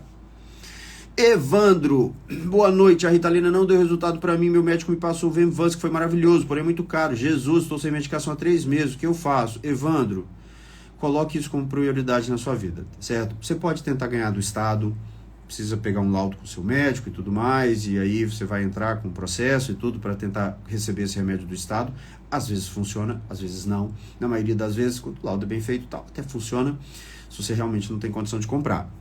Tirando isso, tente priorizar o tratamento. Para quem realmente tem TDAH, a diferença que o tratamento faz na nossa vida não é algo que a gente deve abrir mão. Então, tente organizar as suas finanças para encaixar isso no seu orçamento. Ou ainda, tente uma dose maior de Ritalina. Pode ser que com aquela dose que você tentou não teve efeito, mas com uma dose maior tenha sim. A grande maioria das pessoas que tem efeito com Venvance tem efeito com a Ritalina, mesmo que precise de uma dose maior. Michele, é normal que não... Aí agora a Michele parou de tremer, escreveu direitinho, a Michele. Desculpa as brincadeiras, viu? Pode partir? Pode. Dani Nascimento, como faço? Não sei, como faço o quê? Não, perguntas. Fluoxetina para TDAH? Não. Viviscando, o uso da Ritalina para TDAH na fase adulta pode reduzir sintomas de depressão? Pode. Comecei o tratamento e quero tentar parar com desvenlafaxina, com acompanhamento psiquiátrico. Com acompanhamento psiquiátrico, pode. Se você achar que está bem, você está produtiva, você está feliz com os resultados que você está alcançando, está se sentindo mais tranquila, mais segura, quanto ao fato de que você é capaz de se controlar, que você é capaz de manter o seu emocional mais bem equilibrado e tudo mais, diminui pouco a pouco, vai diminuindo. Se realmente você tinha uma depressão leve a moderada, relacionada com problemas que você vivia na sua vida e não que surgiu do nada ou aparentemente do nada, pode sim melhorar muito. Pode ser que nem era. Para participar da comunidade, manda uma mensagem pra gente que a Carol te explica direitinho. Valéria, Evandro, procura falar. Valéria está explicando pro Evandro aqui como conseguir o remédio. Só levar... mas depende da cidade, Valéria. Letícia, é normal quem tem TDAH perder o controle e quebrar algum objeto para externar a raiva? Super normal. Como faço para participar do grupo? Manda mensagem para nós que a Carol te responde. Venlafaxina e topiramato serve para quê? Venlafaxina é um antidepressivo, serve para tratar a depressão e outros transtornos que tem alguma semelhança, às vezes ansiedade e tudo mais. E o topiramato serve para tratar enxaqueca e determinados tipos de epilepsia. E só. Topiramato só serve para tratar enxaqueca e determinados tipos de epilepsia. E nada mais. Não serve para impulsividade, não serve para compulsão, não serve para transtorno. Topiramato associado com outro remédio para tratar a compulsão alimentar? Sim, em doses altas que vão trazer muitos efeitos colaterais e que trazem um resultado incomparável com o resultado do Venvance. Certo? Evandro está agradecendo a Valéria, é isso aí. Valéria, depois eu quero saber melhor disso. Manda uma mensagem para mim, me explicando depois se puder. Conversa com a Carol, que é a Carol que cuida disso para os meus pacientes. Quero saber melhor. Comunidade, gente, manda mensagem aqui, manda na DM, né, nas direct messages. Tati Prates Brito, doutor João, boa noite. É normal no final do efeito da Ritalina o adolescente ficar mais irritado? Sim. É normal receitar 20 mg de manhã e de tarde aos 16 anos? Sim. Dose muito comum de ser usada e sim, no final do efeito pode dar um pouquinho de irritabilidade. Bota ele para fazer exercício nessa hora que melhora. Bruna, por que você acredita que treinamento de pais é mais interessante do que terapia com neuropsicólogo para criança? Porque os estudos mostram isso. Porque a literatura científica mostra isso. E todos os guidelines internacionais relevantes sobre o tratamento do TDAH acompanham essa literatura. Então, não é a minha opinião. É o que diz as melhores evidências científicas que nós temos no momento. Para adolescente e adulto é diferente. A psicoterapia é realmente indicada em muitos casos. Mas para criança não há evidência de que a psicoterapia voltada para a criança, feita com a criança, vai trazer melhora em qualquer sintoma do TDAH. Enquanto o treinamento dos pais, sim.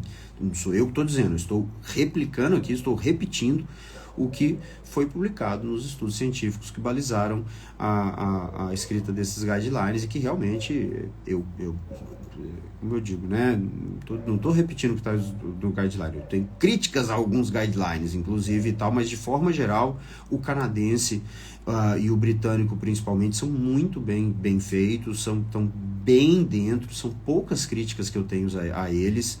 Eu vou nos dois linha por linha no curso de TDAH infantil, que está aí disponível, linha por linha, justificando nos pontos que eu não concordo, trazendo as referências para argumentar e tudo mais. E mais uma vez, né, eu não acredito nem deixo de acreditar em nada. Eu sigo as melhores evidências científicas. Em relação à nosologia, né, a formulação do diagnóstico, a psicopatologia, aí a gente tem uma margem maior. Mas em termos de tratamento, no TDAH, não há margem para especulação. Tudo que tem aí disponível já foi testado à exaustão e a gente tem bastante convicção daquilo que funciona e daquilo que não funciona. Há muitas vezes a sensação de melhora. Há muitas vezes um bem-estar da criança e até da família por essa terapia. Não é que nunca dá nenhum resultado. É que os estudos mostram que os resultados não são diferentes do que não fazer a terapia. Então, mas ainda assim, não fazer a terapia também dá resultado para algumas pessoas. Então, há muitas vezes uma sensação de melhora, uma sensação de satisfação da criança. Conheço muitas crianças que falam, eu não quero sair da psicóloga, eu amo minha psicóloga e tal, quer ficar, beleza, a mãe pode pagar e tal, beleza, fica, não estou dizendo que faz mal, mas é normal quem tem TDAH perder o controle? Sim, já respondi. Souza que concorda, já não sei o que. Boa noite, beleza. Geraldo, irmão da Lúcia e da... Oh meu Deus, esqueci o nome da sua irmã. Filho da dona Margarida.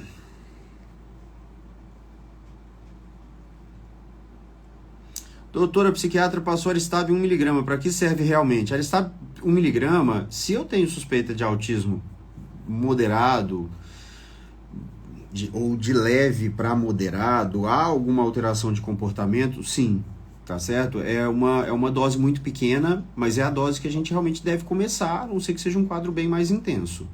Mas quando há suspeita de autismo, a gente pode. Mas é um antipsicótico, essencialmente é um antipsicótico, na dose de 10 a 15, 20 miligramas, ele é usado para tratar transtorno bipolar, esquizofrenia, outros transtornos que têm características psicóticas evidentes. Doses pequenas de 2 miligramas para cima, até mesmo 10, 15 miligramas, a gente pode usar como coadjuvante no tratamento da depressão, mas nunca no tratamento do TDAH. E no tratamento do autismo, a gente pode usar o aripiprazol, né, que a Aristab é uma das marcas dele, e o ideal é a gente começar com a dose mais baixa possível, 1 miligrama, dependendo do tipo de sintoma que tem, já pode ser de alguma forma efetivo. Por nada, blindado Thay. Exatamente, a gente era chamado de burro, retardado, e exatamente, é por isso que eu tô aqui. Porque eu não sou apenas este rapaz que você vê hoje aqui, eu sou aquela criança chorando na porta da escola até hoje e sempre serei, como diz Carla Madeira. Cadê o livrinho da Carla? Eu sei que como minha audiência é rotativa, eu vou voltar a indicar este livro maravilhoso de Carla Madeira, Tudo é Rio, onde ela diz, através de uma das suas personagens mais sábias, que passado nunca passa, passado é para sempre. E a gente tem que aprender a conviver com ele.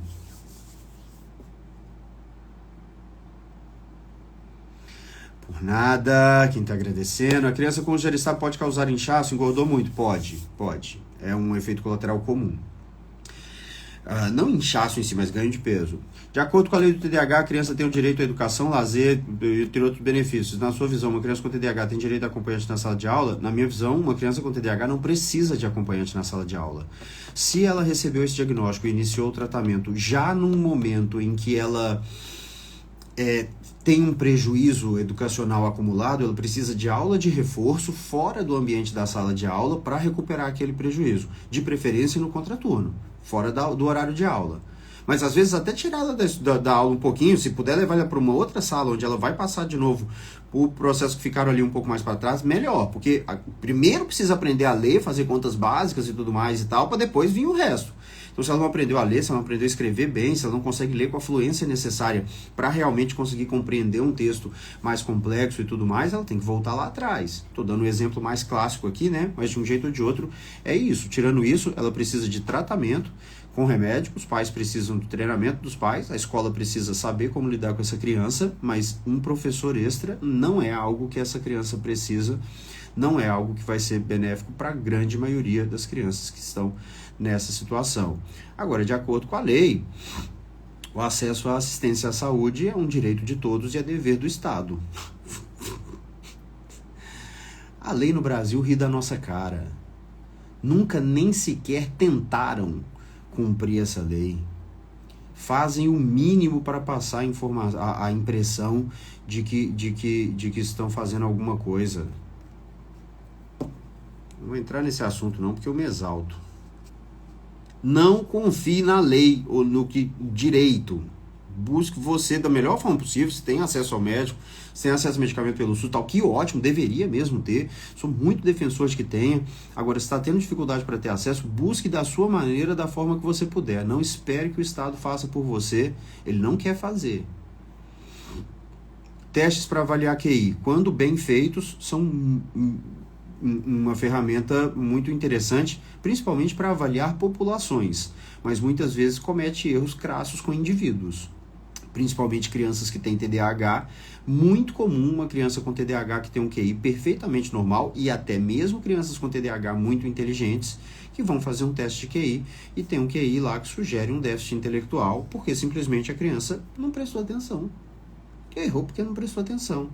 E isso não é observado. Aliás, criança que tem TDAH quer fazer esse tipo de teste, o ideal é que faça medicada. Teste, avaliação neuropsicológica não serve para dar diagnóstico de TDAH. Se eu quero de fato ter uma noção do quadro neuropsicológico da criança, além do TDAH, eu preciso dar o medicamento quando ele vai fazer os testes.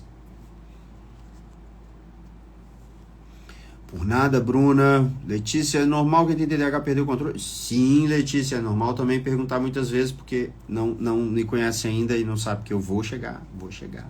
Quem tem TDAH tem problema de interação social? Nem sempre. Há uma tendência maior a problemas de socialização, mas nem sempre. E nem sempre o problema é na aproximação, é em iniciar a relação e tal. Muitas vezes o problema é manter as relações, porque essa hiperreatividade emocional faz com que a gente seja muitas vezes assim, chegou, né? Chega na entrevista de emprego, é aquela maravilha, né? Na entrevista de emprego, o pessoal acha que você é o funcionário melhor que já teve na vida. Depois, com 2 meses de trabalho, você não aguenta mais, porque aquilo não mantém. E tá ali na ajuda no dia a dia? Sim, muito. Manter o foco, não, tá. Mosquine, boa noite. Estou me sentindo melhor com a troca do Venvance pela Ritalina LA, de dose mais baixa. Fiquei feliz. Que ótimo, Mosquine, que ótimo. Também fico bastante feliz com isso. Venvance tira apetite que nem Ritalina? Às vezes até mais, Márcia, mas varia de pessoa para pessoa. Venvance Ritalina causa espasmos musculares? Não é muito comum. Espasmos musculares assim grandes não é muito comum, mas nos primeiros dias, dependendo do que você chama de espasmo, um puxadinho assim de vez em quando e tal, pode acontecer.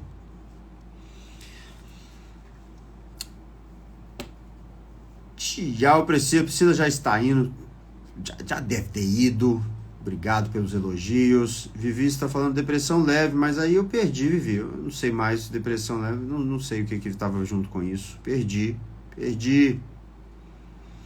Muitas pessoas agradecendo. O Evandro tentou no estado, não conseguiu, pegou o laudo com o médico e tudo. Vê do jeito que ela falou ali. O que diz neurofeedback? Neurofeedback não funciona. Nenhum estudo com metodologia minimamente decente demonstrou resultados para neurofeedback que durassem mais do que alguns minutos. Não funciona. Quem diz que neurofeedback funciona ou está tentando te enganar ou não sabe o que está falando. Não há dúvidas com relação à ineficácia do neurofeedback no tratamento do TDAH na comunidade científica que realmente respeita a hierarquia das evidências.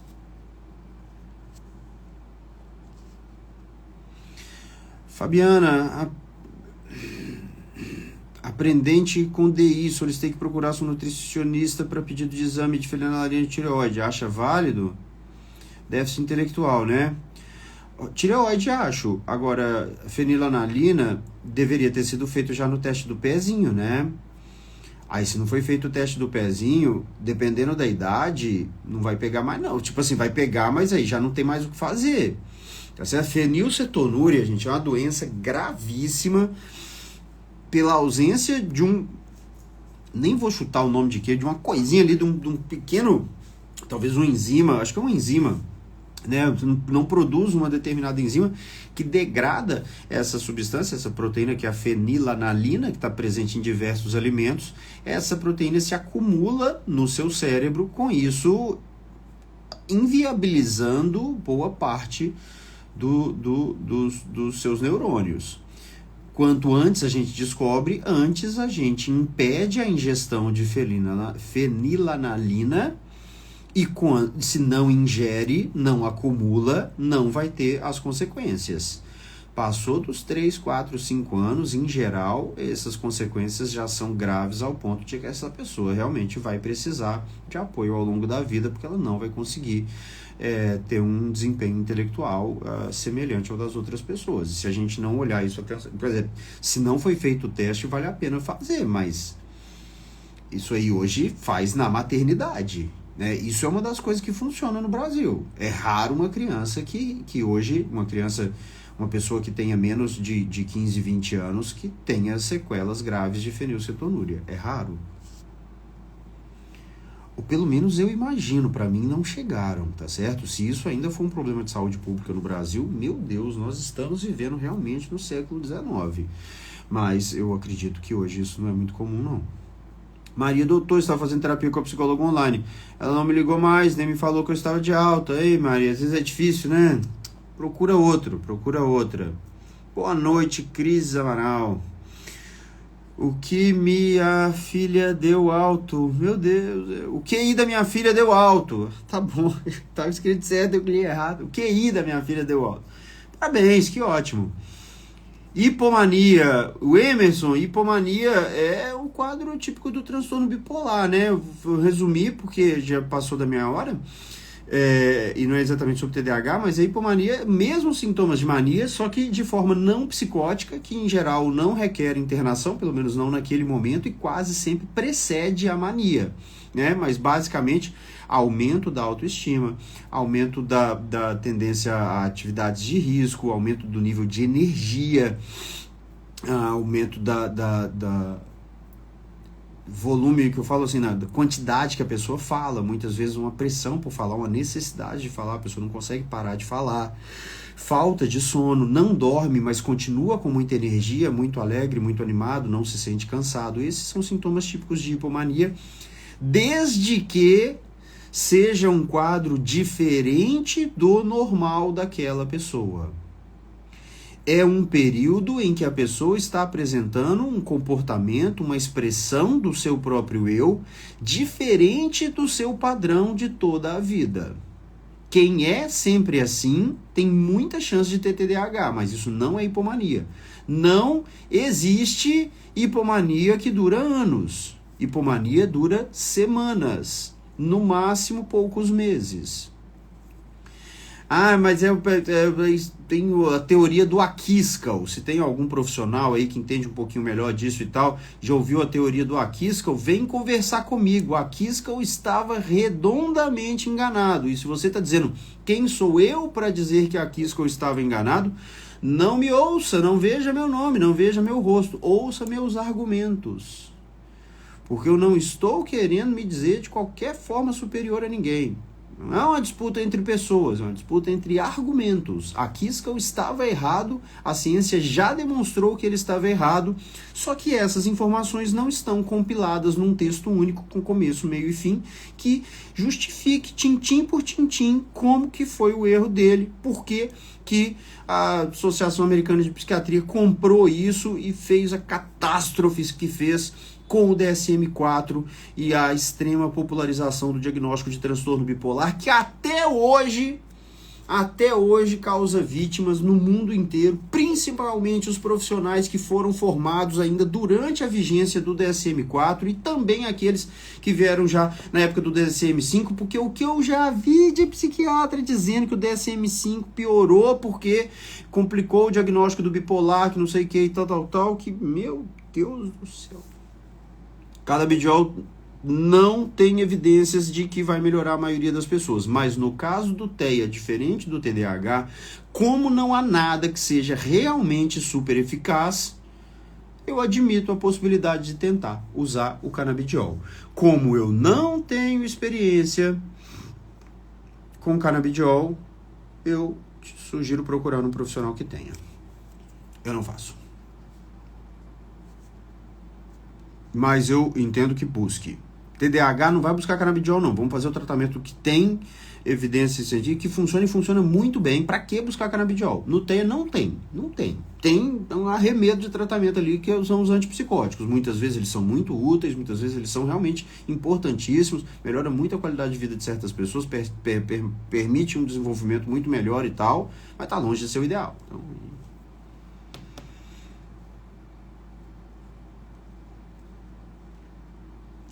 será que minha psicóloga vai retomar a me ligar? Não sei, liga para ela, Maria. Liga para ela. Avaliação para TDAH inconclusivo. Pois é, mas isso aí não dá mesmo nesses testes, Gislândia. Luciana, filho tomando Ritalina de manhã à tarde reclamando de dor de cabeça. Nos primeiros dias pode dar um pouco sim. Dá mais coisa para ele comer, dá açúcar para ele beber, dá líquido doce para ele beber, para ele não ficar com fome. Às vezes é a fome. O menino da crise é bem sociável, tem TDAH e é bem sociável. João Luiz, em que pé estão os estudos sobre estimulação magnética intracraniana? Vale a pena fazer investimento? João, os estudos sobre estimulação magnética intracraniana estão evoluindo muito rapidamente e são bastante promissores. Alguns profissionais consideram que sim, já é o momento de a gente começar a utilizar mais em massa ainda isso e tudo mais, porque os efeitos são muito positivos. Eu ainda considero que eu espero um pouco mais. Eu acho que vale a pena esperar um pouco mais. Nada é inocente na medicina. Tudo que pode fazer bem pode fazer mal. E como é uma coisa muito nova e que tem um mecanismo de ação completamente novo, que vem sendo usado há relativamente pouco tempo, eu acho prudente esperar diante do fato de que existe uma terapia que é mais eficaz do que a estimulação magnética transcraniana. Mas num futuro muito próximo, eu acredito que há potencial de a estimulação magnética transcraniana ultrapassar os medicamentos em termos de eficácia e de segurança. Ainda não é a realidade, mas eu acredito que num futuro próximo vai ser. Eu vou fazer quando eu tiver essa segurança. Por enquanto eu não faço.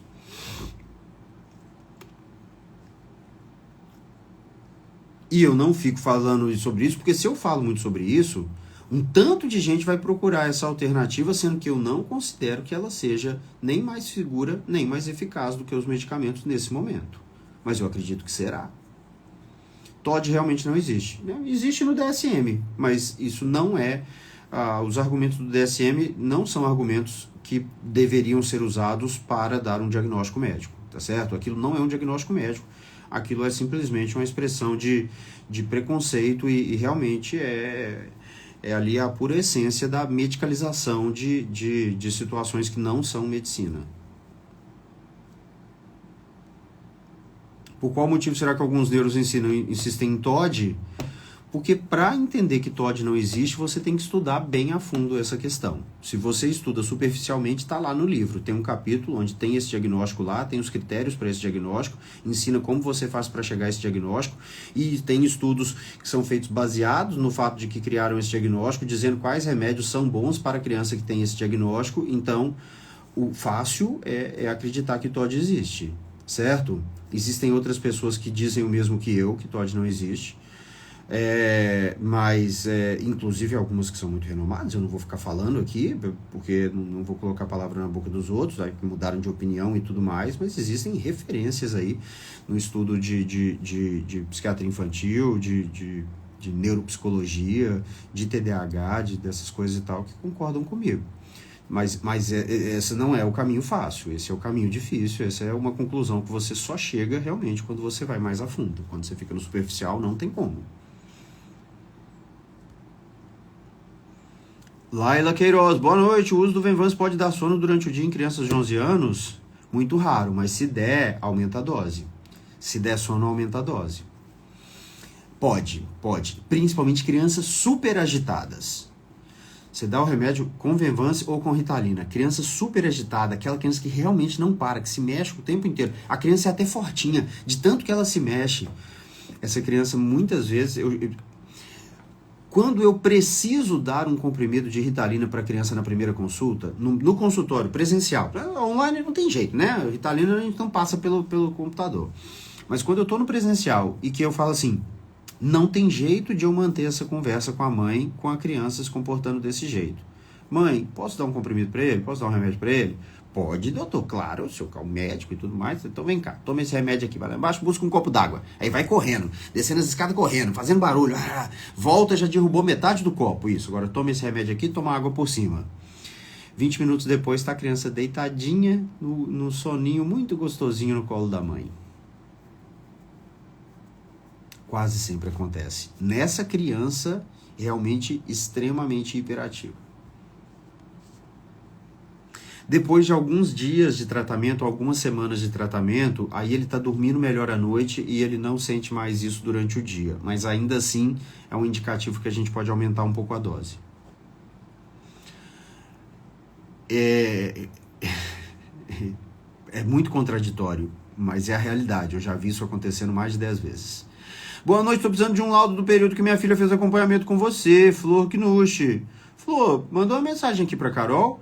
Eu vou pesquisar aqui meu prontuário e tudo mais. Se for o caso, posso te mandar, não tem problema não. Meu filho de 9 anos diagnosticado com TDAH, porém o médico disse que ele pode tomar somente Ritalina na semana e no final de semana não precisa. Procede?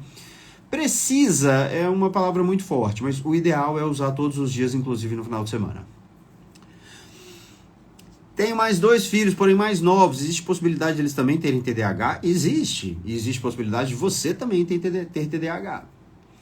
Cristina Alves, mudei minha filha para uma escola menor e WIE tem acolhimento. Não sei o que significa isso. Ela está muito melhor e feliz. Que ótimo. WYE, não sei o que significa. Ui.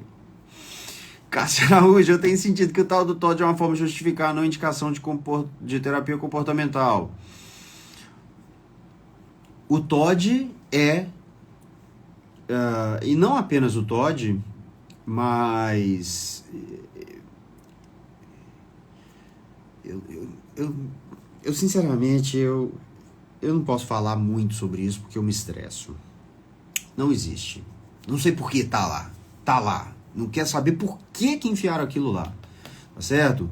Pior que o TOD é o transtorno disruptivo da desregulação do humor.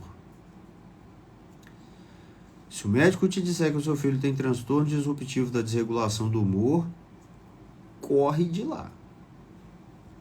Corre de lá.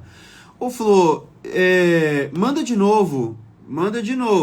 Porque a Carol tá muito sobrecarregada, mas você já mandou, ela não te respondeu, manda de novo.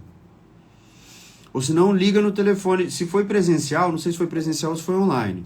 Mas se não, liga no telefone do consultório, que a menina, se for presencial, ela já separa o prontuário para mim, na sexta-feira eu faço. Perceba a cada dia a importância da medicação para TDAH em uma criança. Ritalina transforma a vida da família, refaz viver. Exatamente, Cristiane. E é por isso que eu tô aqui. Porque realmente é fundamental. Qual o diagnóstico para os sintomas do TOD? Quase sempre TDAH. A Flor já mandou mensagem, peço desculpa, manda de novo. Pode mandar todo dia, tá bom? Porque às vezes a mensagem ficou lá pro fundo. Nem sempre a Carol consegue responder todas. Mas obrigado, Camila. BBB eu também gosto muito tal de falar, mas tá muito bom de assistir o Big Brother. Eu tô gostando muito de assistir o Big Brother, mas algumas coisas eu não concordo com a maioria do público em alguns pontos. Eu continuarei defendendo a Bruna Grifal. Bruna é uma pessoa com TDAH. Já que você citou, 2 minutinhos só para falar sobre isso. Bruna é uma pessoa com TDAH e as pessoas se ofendem quando alguém sugere que elas vão procurar um tratamento, porque você deve ter um problema psiquiátrico e tudo mais. A alface também tem TDAH. Agora, as pessoas acusam a Bruna de sintomas de TDAH, de falar sem pensar, de se desequilibrar emocionalmente, de exagerar na hora do choro, de exagerar na hora da felicidade, de não ter limites, de ser uma pessoa que tem dificuldade. E ela já falou muitas vezes sobre o problema que ela já teve com transtornos alimentares. Me parece que tendência à compulsão alimentar, que é parte do TDAH, que é um diagnóstico que pode ser feito diferenciado, mas ele é parte do TDAH.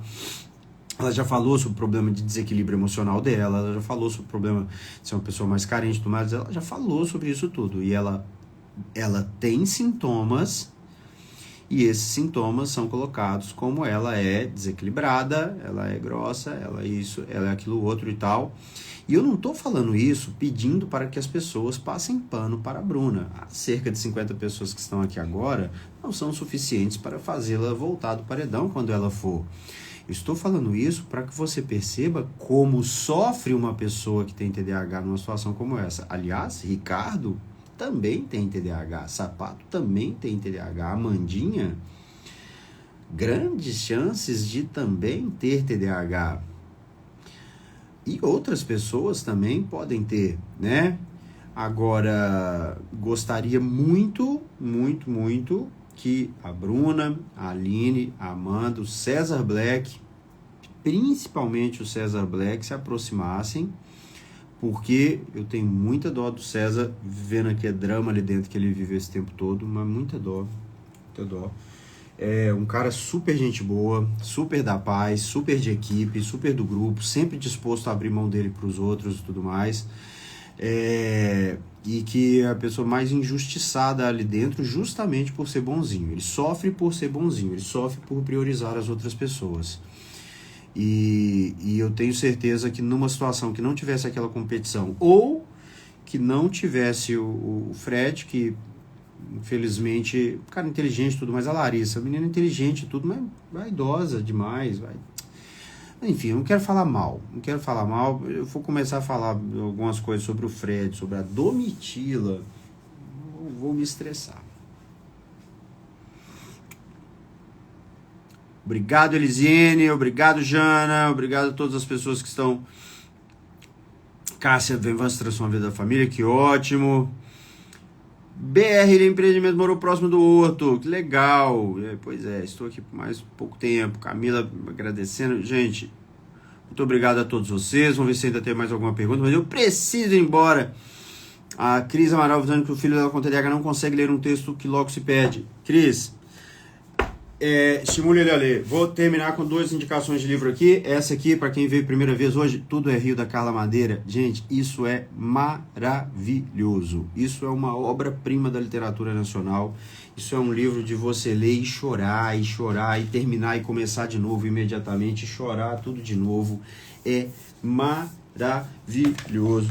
E um segundo, muito bom, gostoso. É chato a gente falar de um outro livro ao mesmo tempo que a gente está falando da Carla, porque a Carla realmente é sim, maravilhoso, mas gostei muito desse livro da Andréia. Eu sei que ela tem um outro livro e eu quero ler também, A Pediatra. Gosta de um humor mais ácido, de um humor, de uma coisa mais, enfim, gosta de personagens polêmicos, assim, personagens realmente reais e tal. Muito legal. Esse aqui, que livraço.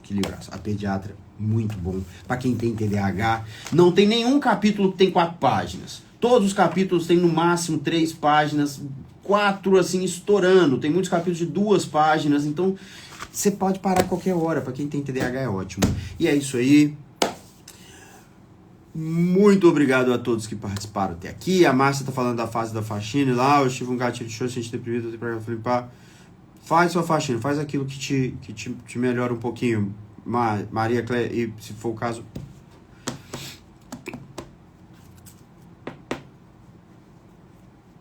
Isso aí, Elisiane, leia A Pediatra. É super legal, eu gostei muito. Gente, ainda tá chegando perguntas aqui. Deixa a última aqui. Ah, não consigo. Tem uma. Eu vou colocar agora a caixinha de perguntas que eu esqueci. Eu vou colocar agora. Manda pergunta na caixinha. Eu respondo amanhã. Beleza? Tchau. Até mais.